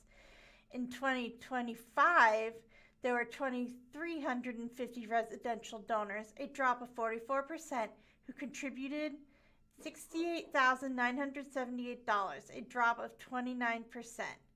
We don't have a specific explanation for the decrease in residential participation or contribution amounts, said Jamie Presley, City Utilities spokeswoman. City Utilities in 2025 had 105,662 residential customers, meaning about 98% of the residential customers are like me. They don't contribute. Byline reads, an anonymous family trust makes a major contribution. The fourth thing I learned is that there's another source of funding for Project Share. It's a family trust that gives anonymously. I asked for the name, but City Utilities says the trust wants to continue to remain anonymous. The amount donated by the trust is considerable. As I mentioned, City Utilities customers gave $70,328 in 2025. The family trust donated $75,000 that year. In addition, City Utilities employees donate to the fund. This year, CU employees selected Project Share as their designated workplace charity. The byline reads, no fence spent for administrative costs. Project Share was created in 1983. The money raised to help City Utilities customers facing hard times pay their heating bills from January 31st to May 31st. SHARE stands for Springfieldians Helping Area Residents with Energy. The Project Share funds go to the Ozarks Area Community Action Corporation, a nonprofit that addresses poverty. Project Share is very important, says Lindsay Dumas Bell, Communications and Director for OACAC, OCAC. It's used to provide winter heating to City Utilities customers, primarily the elderly, disabled, and households with children. 100% of the donations go back into the community. We do not hold any donations for administrative costs. A family can receive a maximum of $300 per heating season. City utilities customers must first apply for other forms of heating assistance help, with Project Share filling the gap when these benefits are exhausted. Byline reads, knowing what I know. There have been 665 households helped via Project Share through May 18th this year, says Tommy Trammell, who oversees OCAC's Low-Income Home Energy Assistance Program. In 2025, 712 local families were assisted by Project Share. The households helped this year faced termination of utility service because of inability to pay. Of that 665 numbers, 544 households kept their heat on through the winter because of Project Share. That's 82%. Isn't that something? Trammell asked me. Yes, it sure is, but I can't help but also think of the 18% who are unable to pay their heating bill, especially as someone who has not contributed. Knowing what I now know, it will be hard to say no next month. This is Poking Around column number 353. And Willow Springs' Hannah Harper has announced her tour dates after her big American Idol win. Hannah Harper is heading out on tour following her big victory. She recently announced her String Cheese tour on her official website after becoming the winner of season 24 of the ABC singing competition. The Willow Springs native gained national attention earlier this year after performing her original song String Cheese during her audition. The emotional song about motherhood and postpartum depression brought Judge Carrie Underwood to tears and quickly went viral online. Harper became the first female country artist to win American Idol since Underwood won the competition in 2005. According to Harper's tour page and concert listings, she has several stops planned in Missouri and others at some iconic venues with big-name artists. And we see a picture of Hannah Harper and her concert poster here with dates. Now, some notable stops you wanted to tune in for this. On June 2nd, she will be at the Grand Ole Opry House in Nashville and appearing alongside Carrie Underwood and Avery Anna. Also, June 5th, Mountain View, Arkansas. She'll be back at her hometown of Willow Springs. June 20th at the Pine Meadows Concert. June 27th at Mineral Point, Missouri, Bunker, Missouri. She'll be at the Mid-America Bash 2026 on July 3rd. Following that, this is going to be a great concert in Louisville, Kentucky on July 18th. She'll be appearing along with Dan and Shay, Bailey Zimmerman, Gabby Barrett, Richard Marks, John Elephant, and Richard Page. Also, in August 7th, she'll be in Harrison, Arkansas at the Creekside Amp. She'll be back in Lebanon at the Cowan Civic Center on August 9th. In Poplar Bluff, September 15th at the Woman Aware Conference. In Pigeon Forge, Tennessee, she'll be appearing in Dollywood on September 30th. And that also on October 1st, appearing in Dollywood. And then she'll be at Old Miners Day in Viburnum, Missouri on October 3rd. Harper has said after her American Idol win that she planned to begin touring after spending some time with her family. Again, congratulations to her. If you need additional dates and ticket information, it's all available on Harper's official website. From the Springfield Daily Citizen, 5 Springfield storylines for Class 1 to 3 MSHSAA track and field championships. Athletes begin their medal quest on Friday at Adkins Stadium in Jefferson City. The small school portion of the Missouri State High School Activities Association track and field championships begins Friday at Adkins Stadium in Jefferson City. Here are the top storylines for Class 1 to 3 athletes in the Daily Citizen coverage area, Greene and Christian counties. Lane Coulter leads Speedy Stratford girls. And follows with a picture of Ava Lane Stratford poses with a state championship medal in 2025. After winning a Class 3 state title as a freshman in the 400 meter last year, Ava Lane has since focused on the 100 and 200 season's best of 12.27, 25.47. She also contributes to two of Missouri's better 4x100, 47.80, and 4x200, 1 hour 41.91 relay teams, regardless of classification, each favored to win titles this weekend in Jefferson City. Lane, who took third in the 100 and fourth in the 200 at state a year ago, is no longer her team's sole standout sprint talent. Kickapoo transfer and Rockhurst University commit Peyton Coulter, season's best of 12:30 and 25:47, edged Lane in the 100 and 200 sectionals last weekend as the teammates finished 1-2 in both events. Coulter's sophomore sister, Renee Coulter, placed third in 200 at sectionals and is part of the aforementioned relay teams, along with Peyton Lane and Jordan David. Stratford sprinters have the collective means to place the Indians high in the final team standings. Byline reads, Cantwell looks to add to medal collection. And what follows is a picture of Fairgrove cross-country athlete and distance student Katrina Cantwell. Fairgrove junior Katrina Cantwell placed 5th in the 3200 at the Class 3 state meet a year ago, months before she placed 5th at the Class 3 state cross-country meet. Cantwell enters the 2026 state meet as a sectional champion in both the 1600 and 3200 seasons best of 5:24.44 and 11:45.22, with marks that each ranked 5th in her classification. The Eagles 4x400 relay team, Harper Green, Willow Buscher, McKenna Zanzi, and Andy Evans, also has the 5th best time of the season, 4:08.13 among its Class 3 peers. Byline reads, Cowles jumping high at the right time for Clever. When Clever senior Valerie Cowles high jumped the 5'6" to win her state qualifying meet last weekend, she recorded a mark that ranked number 3 all season in Class 3. Crowles, who placed 7th at state in the same event as a sophomore, will also have opportunities to medal in the 300 hurdles, season's best of 45.45, and as part of a 4x200 relay that includes Alexa Flood, Brooklyn Flood, and Caitlin Butts. Byline reads, Can Catholic's Hathcock reach the podium again?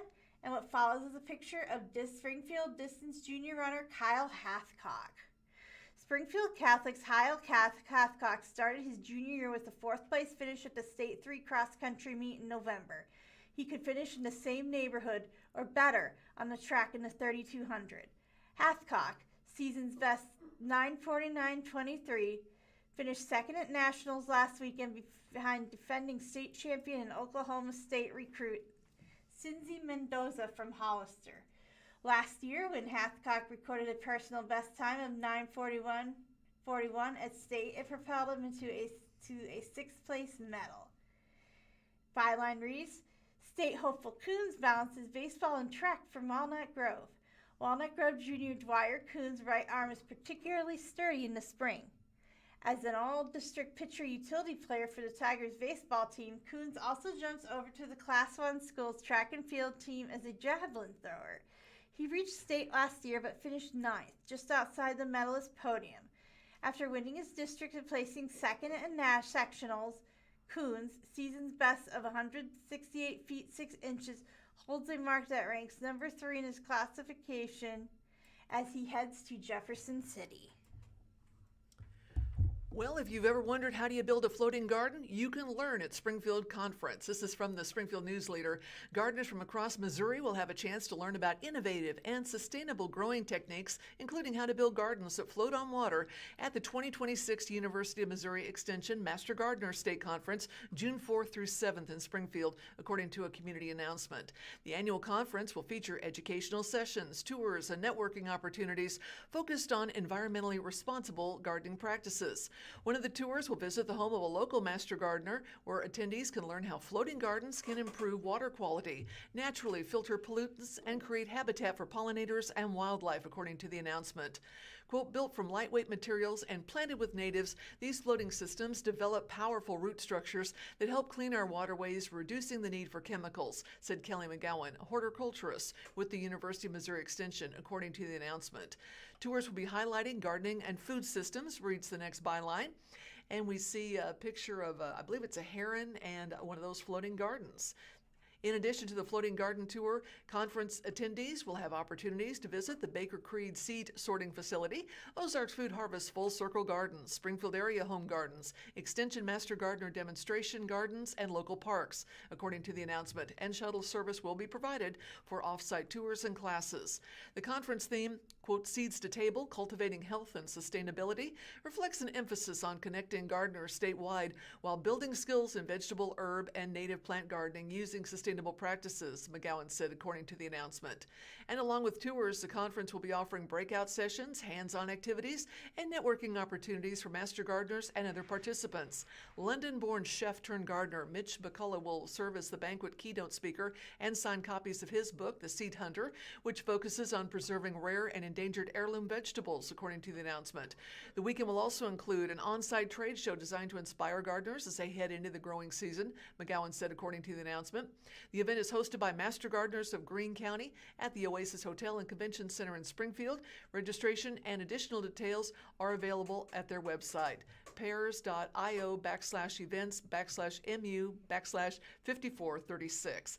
And organizers have also announced that the Missouri Master Gardener Association will hold a separate conference October 2nd through 3rd, and that event will be offered as a hybrid format, combining statewide virtual learning with local in-person watch parties, according to the announcement. More information about the October conference available at momga.org/2026 State Conference. From the Springfield Daily Citizen, a calculated abuse of trust. Former Brookline fire chief sentenced for sex crimes. This was the second time Larry McConnell was tried, convicted, and sentenced for the crimes. In reaching the sentencing decision, Judge Jerry Harmison followed now retired Judge Calvin Holden's sentencing decision from the first go-round. And what follows is a picture of defendant Larry McConnell looks on during his sentencing hearing on Monday, May 18, 2026 in Springfield. The former Brookline fire chief convicted of sexually abusing a teenage girl was sentenced Monday, May 18th to 10 years in prison with credit for time served. Larry McConnell, 76, was found guilty of statutory sodomy and second-degree rape following a 3-day trial in January in Judge Jerry Harrison's courtroom. This was the second time McConnell stood trial on these charges. He was found guilty on all counts in a bench trial in 2019 and was sentenced to 10 years in prison. He served 4 years and 5 months when, in 2024, the Missouri Court of Appeals for the Southern District overturned his conviction after defending the attorneys from his first trial did not present evidence that could point to his innocence. Those 4 years and 5 months will count toward that credit for time served, according to information presented at Monday's sentencing hearing. The sexual abuse occurred in 2016 when the victim was a volunteer junior cadet with the Brookline Fire Department. She was sometimes hired by McConnell to do work around his farm and to take care of McConnell's ailing wife. The statutory sodomy charge stemmed from sexual abuse that occurred between December 26, 2015 and March 1st, 2016, when the girl was 16 years old. The rape charge stemmed from when the girl was 17. Byline reads, a calculated abuse of trust, authority, and power. In the arguing for the maximum sentence of 14 years, 7 years for each count to be served consecutively, Assistant Greene County Prosecutor Jacqueline Ledesma Roylis told the judge the case is not just about sexual abuse. This is about the calculated abuse of trust, authority, and the power by a man who believes the rules did not apply to him, Ledesma Roylis said. Throughout this case, the defense narrative has been that the victim somehow seduced the defendant and that she is now merely trying to change history. And what follows is a picture of Jacqueline Ledesma Roylis, prosecutor at the Greene County Special Victims Unit, makes the prosecution's opening statement during day one of Larry McConnell's jury trial on Wednesday, January 28, 2026. The prosecutor went on to accuse McConnell of not taking responsibility and of minimizing and rationalizing his crimes. She accused McConnell of refusing to acknowledge the manipulation, the grooming, the exploitation of a vulnerable juvenile who trusted him.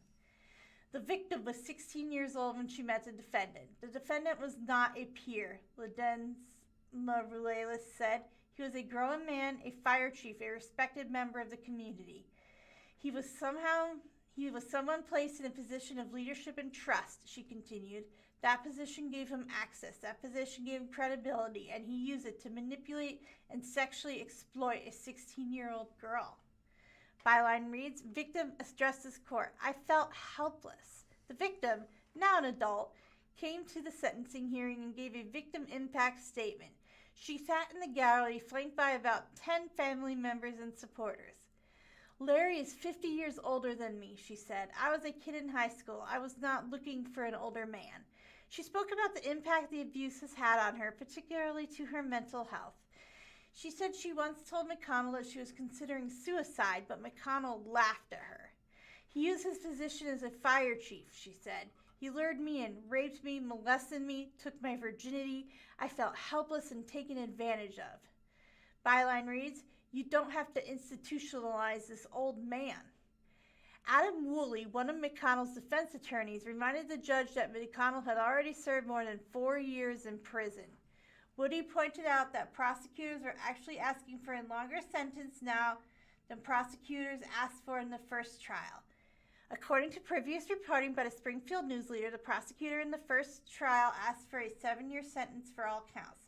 The judge went with the stiffer sentence of 5 years for each count to be served consecutively. What follows is a picture of Larry McConnell assaults with his attorney, Ty Hardin, during a sentencing hearing on May 18, 2026.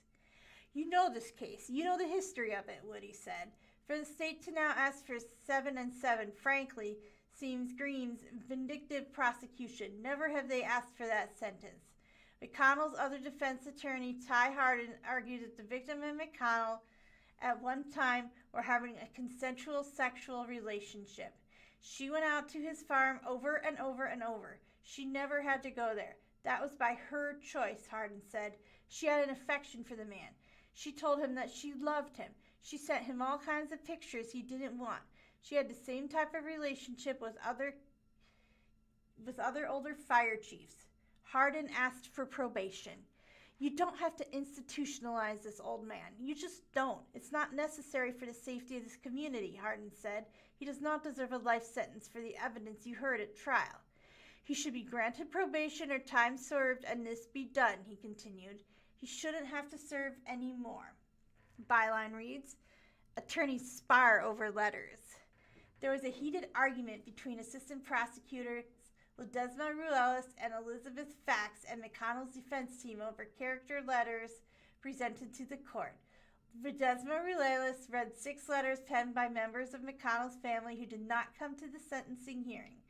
Woody and Hardin objected because the letters were submitted last minute and contained harmful allegations and accusations that, in their view, were hearsay and had nothing to do with the case.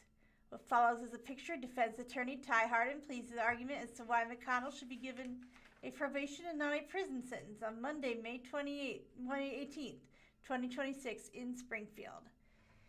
In the letters, relatives accused McConnell of a pattern of inappropriate behavior toward young girls and women, of hiring teenage girls to care for his ailing wife, and at least one person suggested McConnell had inappropriate relationships with them. 2 of the letters included accusations of illegal business practices and of stealing from the family business. Though Judge Harrison overruled the defense attorney's objections and allowed the letters to be read, ultimately the judge didn't consider the content of the letters in his sentencing decision. With regards to the letters read today, I understand family dynamics exist, Harmison said. There are money decisions or money disputes among family members, business disputes, and things of that sort. That's not for me to address today, Harmison said. If some of these things they claim he did are a fact, he can address that with his maker someday. Byline reads, Judge Harmison follows Holden's sentence. Before announcing his sentencing decision, Harmison noted the history of the criminal case against McConnell, that he was found guilty in a bench trial held before now retired Judge Calvin Holden. Holden found McConnell guilty of 3 statutory sodomy counts and 1 rape count. Harmison noticed the Missouri Court of Appeals Southern District ordered McConnell to get a second trial, and that evidence of his late wife's church attendance and of her medical records should be admitted. What follows is a picture. Judge Jerry A. Harmison Jr. explains how the timeline of events laid out during a trial explains how a jury did not deliver an inconsistent verdict on Monday, May 18, 2026 in Springfield. As this case progressed, it was my responsibility to shepherd it through the system in compliance with the Court of Appeals conducting that he's entitled to a new trial, Harmison said. We had that jury trial and 12 of our citizens, hearing all the evidence that was presented, found him guilty on counts 1 and 4. Harmison acknowledged the case has been around for a long time and he appreciated the passion from the attorneys who worked out the case. At the end of the day, my responsibility was to ensure that you get a fair trial, and I believe that happened, Harmison said. So with that background, I do not see any reason, based on my own decision and based on analyzing Judge Holden's decision, I do not see any reason for me to disagree with Judge Holden's conclusion when it came to sentence. Therefore, the sentence in this case is 5 years in the Missouri Department of Corrections on 1 count and 5 years in the Missouri Department of Corrections on count 4, he said, and they shall run consecutively, just as Judge Holden indicated before. From the Springfield News-Leader, Missouri lawmakers pass a bill expunging drug offenses and restricting drones. And a couple of key points here. A Missouri bill passed by the General Assembly restricts low-flying drones and mandates automatic expungement for certain drug offenses.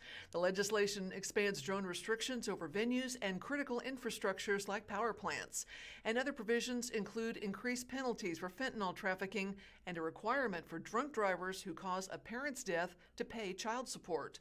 A bill restricting the use of low-flying drones and directing the state to automatically expunge drug offenses of thousands of eligible Missourians passed the General Assembly on Friday, May 15th. The House voted 110 to 25 to approve the bill, with 18 Democrats and 7 Republicans in opposition. The underlying legislation, sponsored by Republican State Representative Nick Schroer of Defiance, expands an existing law against operating drones over open-air stadiums or concert venues, reducing the minimum occupancy of facilities where restrictions apply from 5,000 to 500. It would also be illegal to fly drones over power plants, pipelines, and wireless communications infrastructures. And what follows is a picture of the state senator who sponsored this bill. A conference committee of lawmakers from both the House and Senate removed dozens of amendments from the bill which were added in the House the previous week in lawmakers' last-ditch efforts to push their legislation across the finish line. Lawmakers approved a measure mandating automatic expungement of felony or misdemeanor drug possession and unlawful use of drug paraphernalia. Drug trafficking would not be eligible for expungement. A previous version of the legislation included all clean state-eligible offenses, including theft and property crimes. Democratic State Senator Brian Williams of University City, one of the sponsors of the legislation, told the independent automatic expungement would provide relief to Missourians who have served their sentences and are eligible to have their records cleared, but have struggled to find housing or employment. Quote, "This is streamlining the process and is moving our state toward not only helping people clear their records that are eligible," Williams said, "but also building a workforce of tomorrow, and most importantly, helping people be able to be model citizens and not have a past mistake follow them for the rest of their lives." The bill requires automatic expungement measures to go into effect by January 1st, 2027, or as soon as it's feasible for the Missouri Highway Patrol and Office of the State Courts Administrator. It is highly likely that people will start to see offenses expunged starting sometime in 2026, Williams said. The legislation also includes measures raising salaries for prosecuting attorneys, increasing penalties for the distribution or trafficking of fentanyl and carfentanil, and requiring criminal background checks for staff and volunteers at overnight camps. Democratic State Senator Carla May of St. Louis said during Senate debate on the bill this week that if prosecutors get a raise, defense attorneys should too. Quote, "I like the balanced scales of justice," May said. "If they give the prosecutors a raise but don't give the defense attorneys a raise, it imbalances the scales." The bill also includes a provision that would allow Missourians with health conditions or disabilities impairing their ability to communicate to apply for a designation association with their driver's license that would be available to law enforcement. Under another provision, people convicted of drunk driving offenses that cause the death of a parent or guardian would have to pay child support until the child reaches adulthood. The next byline reads, Good Time Credit and St. Louis police measures removed. A House amendment that would have allowed nonviolent offenders to earn up to a year of, quote, good time credit toward their sentences for participating in educational or rehabilitative programs did not survive negotiations. Democratic State Representative Kimberly Ann Collins of St. Louis, who sponsored the measure for the 6th year in a row, said it was removed because it was attached to another amendment that was taken out. That measure would have required the Missouri Department of Corrections to provide inmates with state-issued identification and records of their education or job training while incarcerated to help them find employment upon release. Quote, if you all don't want to hear me talk about that again on the floor, do not take it out of the bill, Collins said. During House debate on the bill that previous week, several St. Louis Democrats opposed an amendment that would have changed language in the law that placed the St. Louis Metropolitan Police Department under state control last year. The amendment, sponsored by Republican State Representative Brad Christ of St. Louis County, which was stripped out of the bill that passed May 15th, would have absolved the new St. Louis Board of Police Commissioners of responsibility for the actions by the department before it was created. Democratic State Representative Lakeisha Bosley of St. Louis said that amendment would have assured that, quote, the city of St. Louis taxpayers were on the hook for any and all litigation. May told The Independent she is unhappy that a lack of consensus about budget flexibility for the St. Louis Board of Police Commissioners resulted in the removal of a provision that would have allowed overtime pay for St. Louis police lieutenants. Current law requires the Board of Police Commissioners to get the approval from the municipality before transferring funds within its budget. With days left in the legislative session, lawmakers failed to reach an agreement and removed all portions of Chris's amendment, including overtime pay for lieutenants. Quote, they took all that out, and I couldn't understand that, May said. I was like, why did we do that? I said we should have left the lieutenants' pay in there. From the Springfield Daily Citizen, SGF Cardinals insider, #1 prospect Liam Doyle finding his rhythm. 3 of the organization's top 4 prospects are proving their worth in the Queen City. What follows is a picture of Springfield Cardinals starting pitcher Liam Doyle takes off from the mound on Wednesday, April 8th, 2026 in Springfield. Halfway through a 2-week, 12-game road trip, the defending Texas League champion Springfield Cardinals are showing signs of reversing a rough start to their season.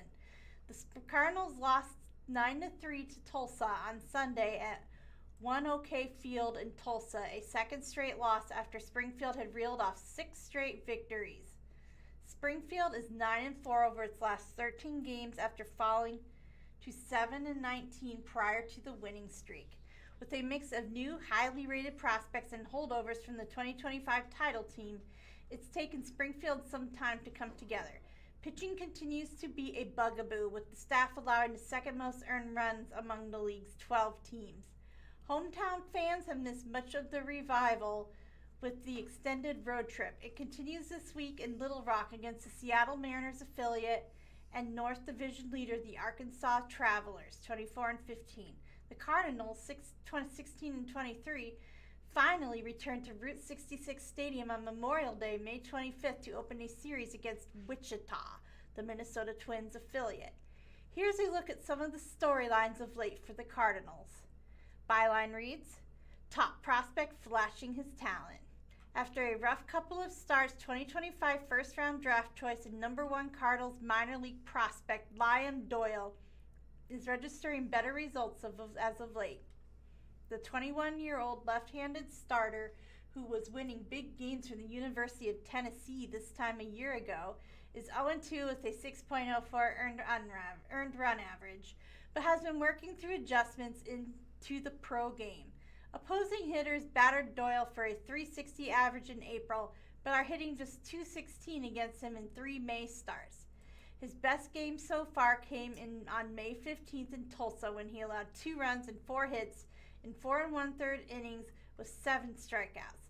In 13 2/3 innings in May, Doyle has recorded 20 strikeouts and issued just 3 walks. Springfield manager Patrick Anderson pointed out before the home opener that Doyle's fiery nature on the mound that drew a lot of attention in college can serve him well in pro ball if used in proper balance.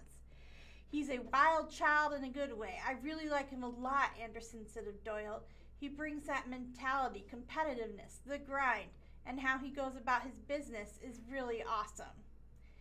As for the emotion, Anderson said part of the learning curve is understanding what professionalism is, but not losing how his personality is and what really drives him. We don't ever.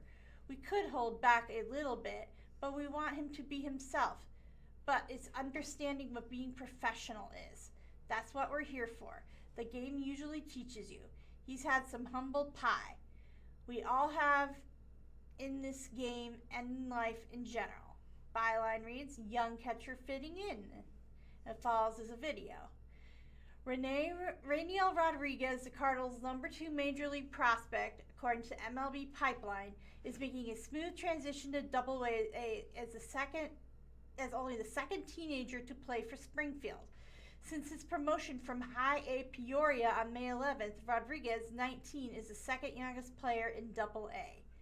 Rodriguez hit his first Double-A home run, a two-run shot in the 11th inning of Springfield's 7-4 victory over Tulsa on May 15th, the Cardinals' 6th straight win. He has 5 home runs in 32 games this season, including his time in Peoria. He had 5 hits and 3 walks in his first 5 games with Springfield. Byline reads, Swift pitcher whiffs 10. Giancarlo Cincetti, who pitches primarily right-handed but sometimes goes lefty against left-hander batters, struck out 10 in 4 1/3 innings May 16th in Tulsa. The organization's #4 prospect, acquired from Seattle prior to the season for Brendan Donovan, allowed 3 runs. Cincetti became the first Cardinal pitcher to strike out 10 in a game this season. The last to do it was Bryson Moutz in August last season. Cincetti has 46 strikeouts in 35 2/3 innings. Byline reads, former Mo State pitcher shines.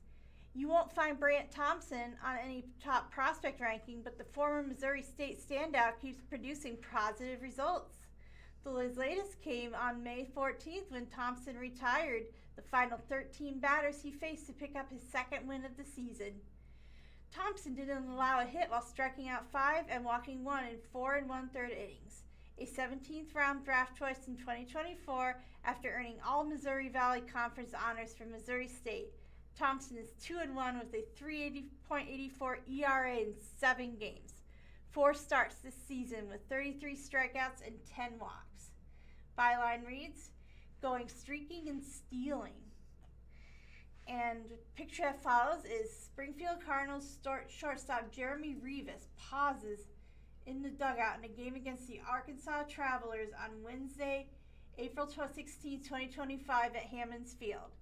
Shortstop Jeremy Rivas extended his hitting streak to 12 games with a solo home run as Springfield's 6-game winning streak ended May 16th against Tulsa. Rivas was 17 for 44 during this streak with 5 home runs. The hitting streak ended as Rivas went 0 for 4 on Sunday. Outfielder Travis Honeyman extended his on-base streak to 18 games with a single to walk on Sunday. Outfielders Miguel Ugueto, 17, Honeyman, 15, and Rivas, 11, are a combined 43 to 46 in stolen base attempts. Byline reads, home cooking on the horizon. When the Cardinals return from their longest road trip of the season, a special 4:35 p.m. game time awaits them when they face Wichita on Memorial Day. The 6-game series finds an off day on May 27th due to the holiday game on Monday. Route 66 stadium ticket information can be found at springfieldcardinals.com or call 417-863-2143. Memorial Day weekend, the soft launch of summer. Girls coming out from undercovers. Lake traffic will triple almost overnight, and everybody is trying to squeeze every possible second out of that long weekend. A lot of events coming up. Let's begin on Friday, and there are admission charges to these events on Friday, which include foraging with Wild Woods by Dylan. Dylan of Wild Woods will guide participants on a foraging journey across Finley Farms. Candlelight, Coldplay, and Imagine Dragons. This is happening at the Stone Chapel at Drury University. You can enjoy the show as Licesso String Quartet plays favorites from Coldplay, including Clocks and the Scientists. Route 66 Pro Rodeo will be happening in Joplin at the Route 66 Fairgrounds and Events Center, with gates opening at 6 p.m. Mid-America Street Rod Nationals happening at Ozark Empire Fairgrounds in Springfield. And that'll be going all through the weekend. Again, keep in mind there is an admission charge, and you can see some of the most impressive hot rods and street rods in the country all in one place. Ginger Billy will be appearing at the Springfield Comedy Club and has a very distinct comedy style that blends sketches, musical parodies, and, quote, redneck satire. Now on Saturday, Wilsons Creek National Battlefield Artillery Program will be at the Wilsons Creek National Battlefield. This is a free event beginning at 11 a.m., and they invite the public to witness the loading and firing of a cannon, learning about their history and rules associated with it. And Movies in the Park, Wicked for Good at Jordan Valley Park. Again, this is a free event, so head downtown for a free outdoor screening of Wicked for Good. Don't forget a chair or a blanket to sit on as well. And also, just a reminder, you can see Zootopia on June 13th at Nathaniel Green Close Memorial Park, and GOAT will be playing July 11th at Silver Springs. And then on Sunday, May 24th, Brantley Gilbert and Aaron Lewis and the State Liners will be performing at the Black Oak Amp. And this, you just heard, there will be the Memorial Day baseball game. Springfield Cardinals will be playing that. Again, admission charges for most of these events except for the movies. All right, from the Springfield Daily Citizen, Never Stop Getting Better. Nixa head football coach launches book. Longtime football coach John Perry is a bookworm, but never thought of himself as a writer. Having grandchildren inspired him to pick up the pen. Picture that follows: Nixa head coach John Perry shakes hands with Pattonville head coach Steve Smith before a Class 6 state football semifinal. Saturday, November 29, 2025 in Maryland Heights, Missouri.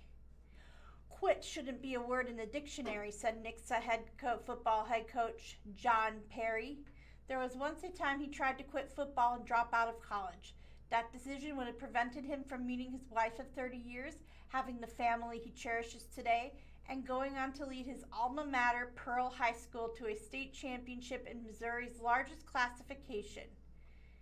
In his new book, Never Stop Getting Better, Perry shares 21 stories about mistakes he has made and challenges he has faced, from getting fired from his alma mater to being present for his family when his daughter became ill.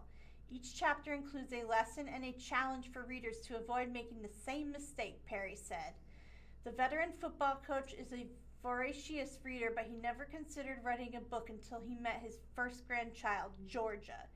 The idea of his grandchildren being able to read a book by their big papa, plus a serendipitous connection with the publisher, motivated him to pick up the pen. I think God put us on this earth to serve other people and to add value, he added. My thought is, if I can help someone else live a better life than they're living now, I want to do that. Never Stop Getting Better dropped May 12th and sold at least a few hundred copies on its first day on Amazon, Perry said. He worked with the company Share Your Story, which coaches writers, edits, and launches books. So byline reads, Q&A with the coach turned author. Question: out of those 21 chapters, when you're talking about different mistakes you've been through, is there a particular chapter that hits really close to home? Chapter 6 says, don't quit, can't fail. Don't quit, can't fail is my freshman year at Hinds College. I had a roommate that was a good friend from high school. When we went to Hinds, man, it was hard. We were homesick, practice was hard, the coach was crazy, like we were practicing 3 times a day. My girlfriend had just broken up with me. I'm telling you, I was miserable. So my roommate, after about 3 or 4 days, quits, turns his key into the coach, says, Coach, I quit. He came back to the dorm, called his dad, and said, Dad, I quit today. Dad said, okay, son, come on home. I stay another day or 2, and I have this thought in my mind because no longer is he suffering. I took my key to Coach Murphy and said, Coach, man, I quit. I called my dad like he called his dad and said, Dad, I quit today and I'm coming home. He was like, you can quit if you want to, but you're not welcome here. Find you somewhere else to live. And he hung up. Well, I just sat there and thought. I knew he meant it, like he wasn't playing. I was sitting there thinking, where am I going to go now? I ain't got no dorm room no more, and I can't go home. We've got no family around here. I did the only thing I could think about doing. I went back up to the coach's office and I was like, Coach, I think I made a mistake. I don't really want to quit.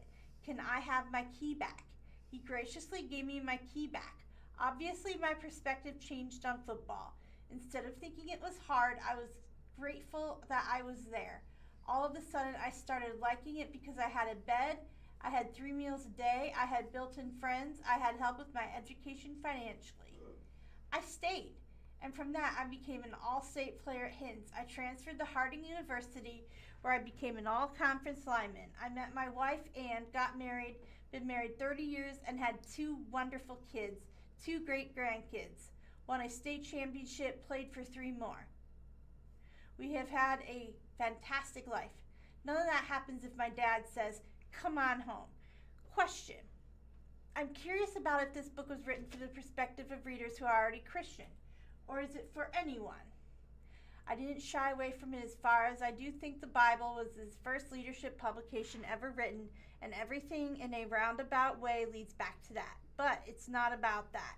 Even when you read it, you'll figure out real quick that ain't always been my mindset. I've been stupid and done stupid things. Like in my life personally, the story is it never stopped getting better. My daughter's football junior year. I'm a football coach. In the real world, you should be. All right, well, thank you so much. Oh, one more quick story here we got time for. Springfield native Larry Phillips has been elected into the NASCAR Hall of Fame. He raced anywhere and everywhere in the Midwest, from dirt to asphalt. He did pass in 2004. He is the only driver to win 5 NASCAR Weekly Series championships. The induction ceremony is set for January 22nd in Charlotte, North Carolina. And a big thank you for listening to the Blind Community Thrift Store's radio reading service. Hope you'll tune every week, Monday through Friday, on our YouTube channel beginning at 10 a.m. for more up-to-date news from the Springfield News-Leader, Springfield Daily Citizen, Springfield Business Journal, and 417 Magazine. Listen after we're live on the Audio Reader Network at www.reader.ku.edu. All broadcasts played over KSMU subcarrier airwaves at 67 kilohertz on 91.1 from 3 to 5 p.m. Monday through Friday. Contact Audio Reader Network for information on receiving a pre-programmed radio. The time is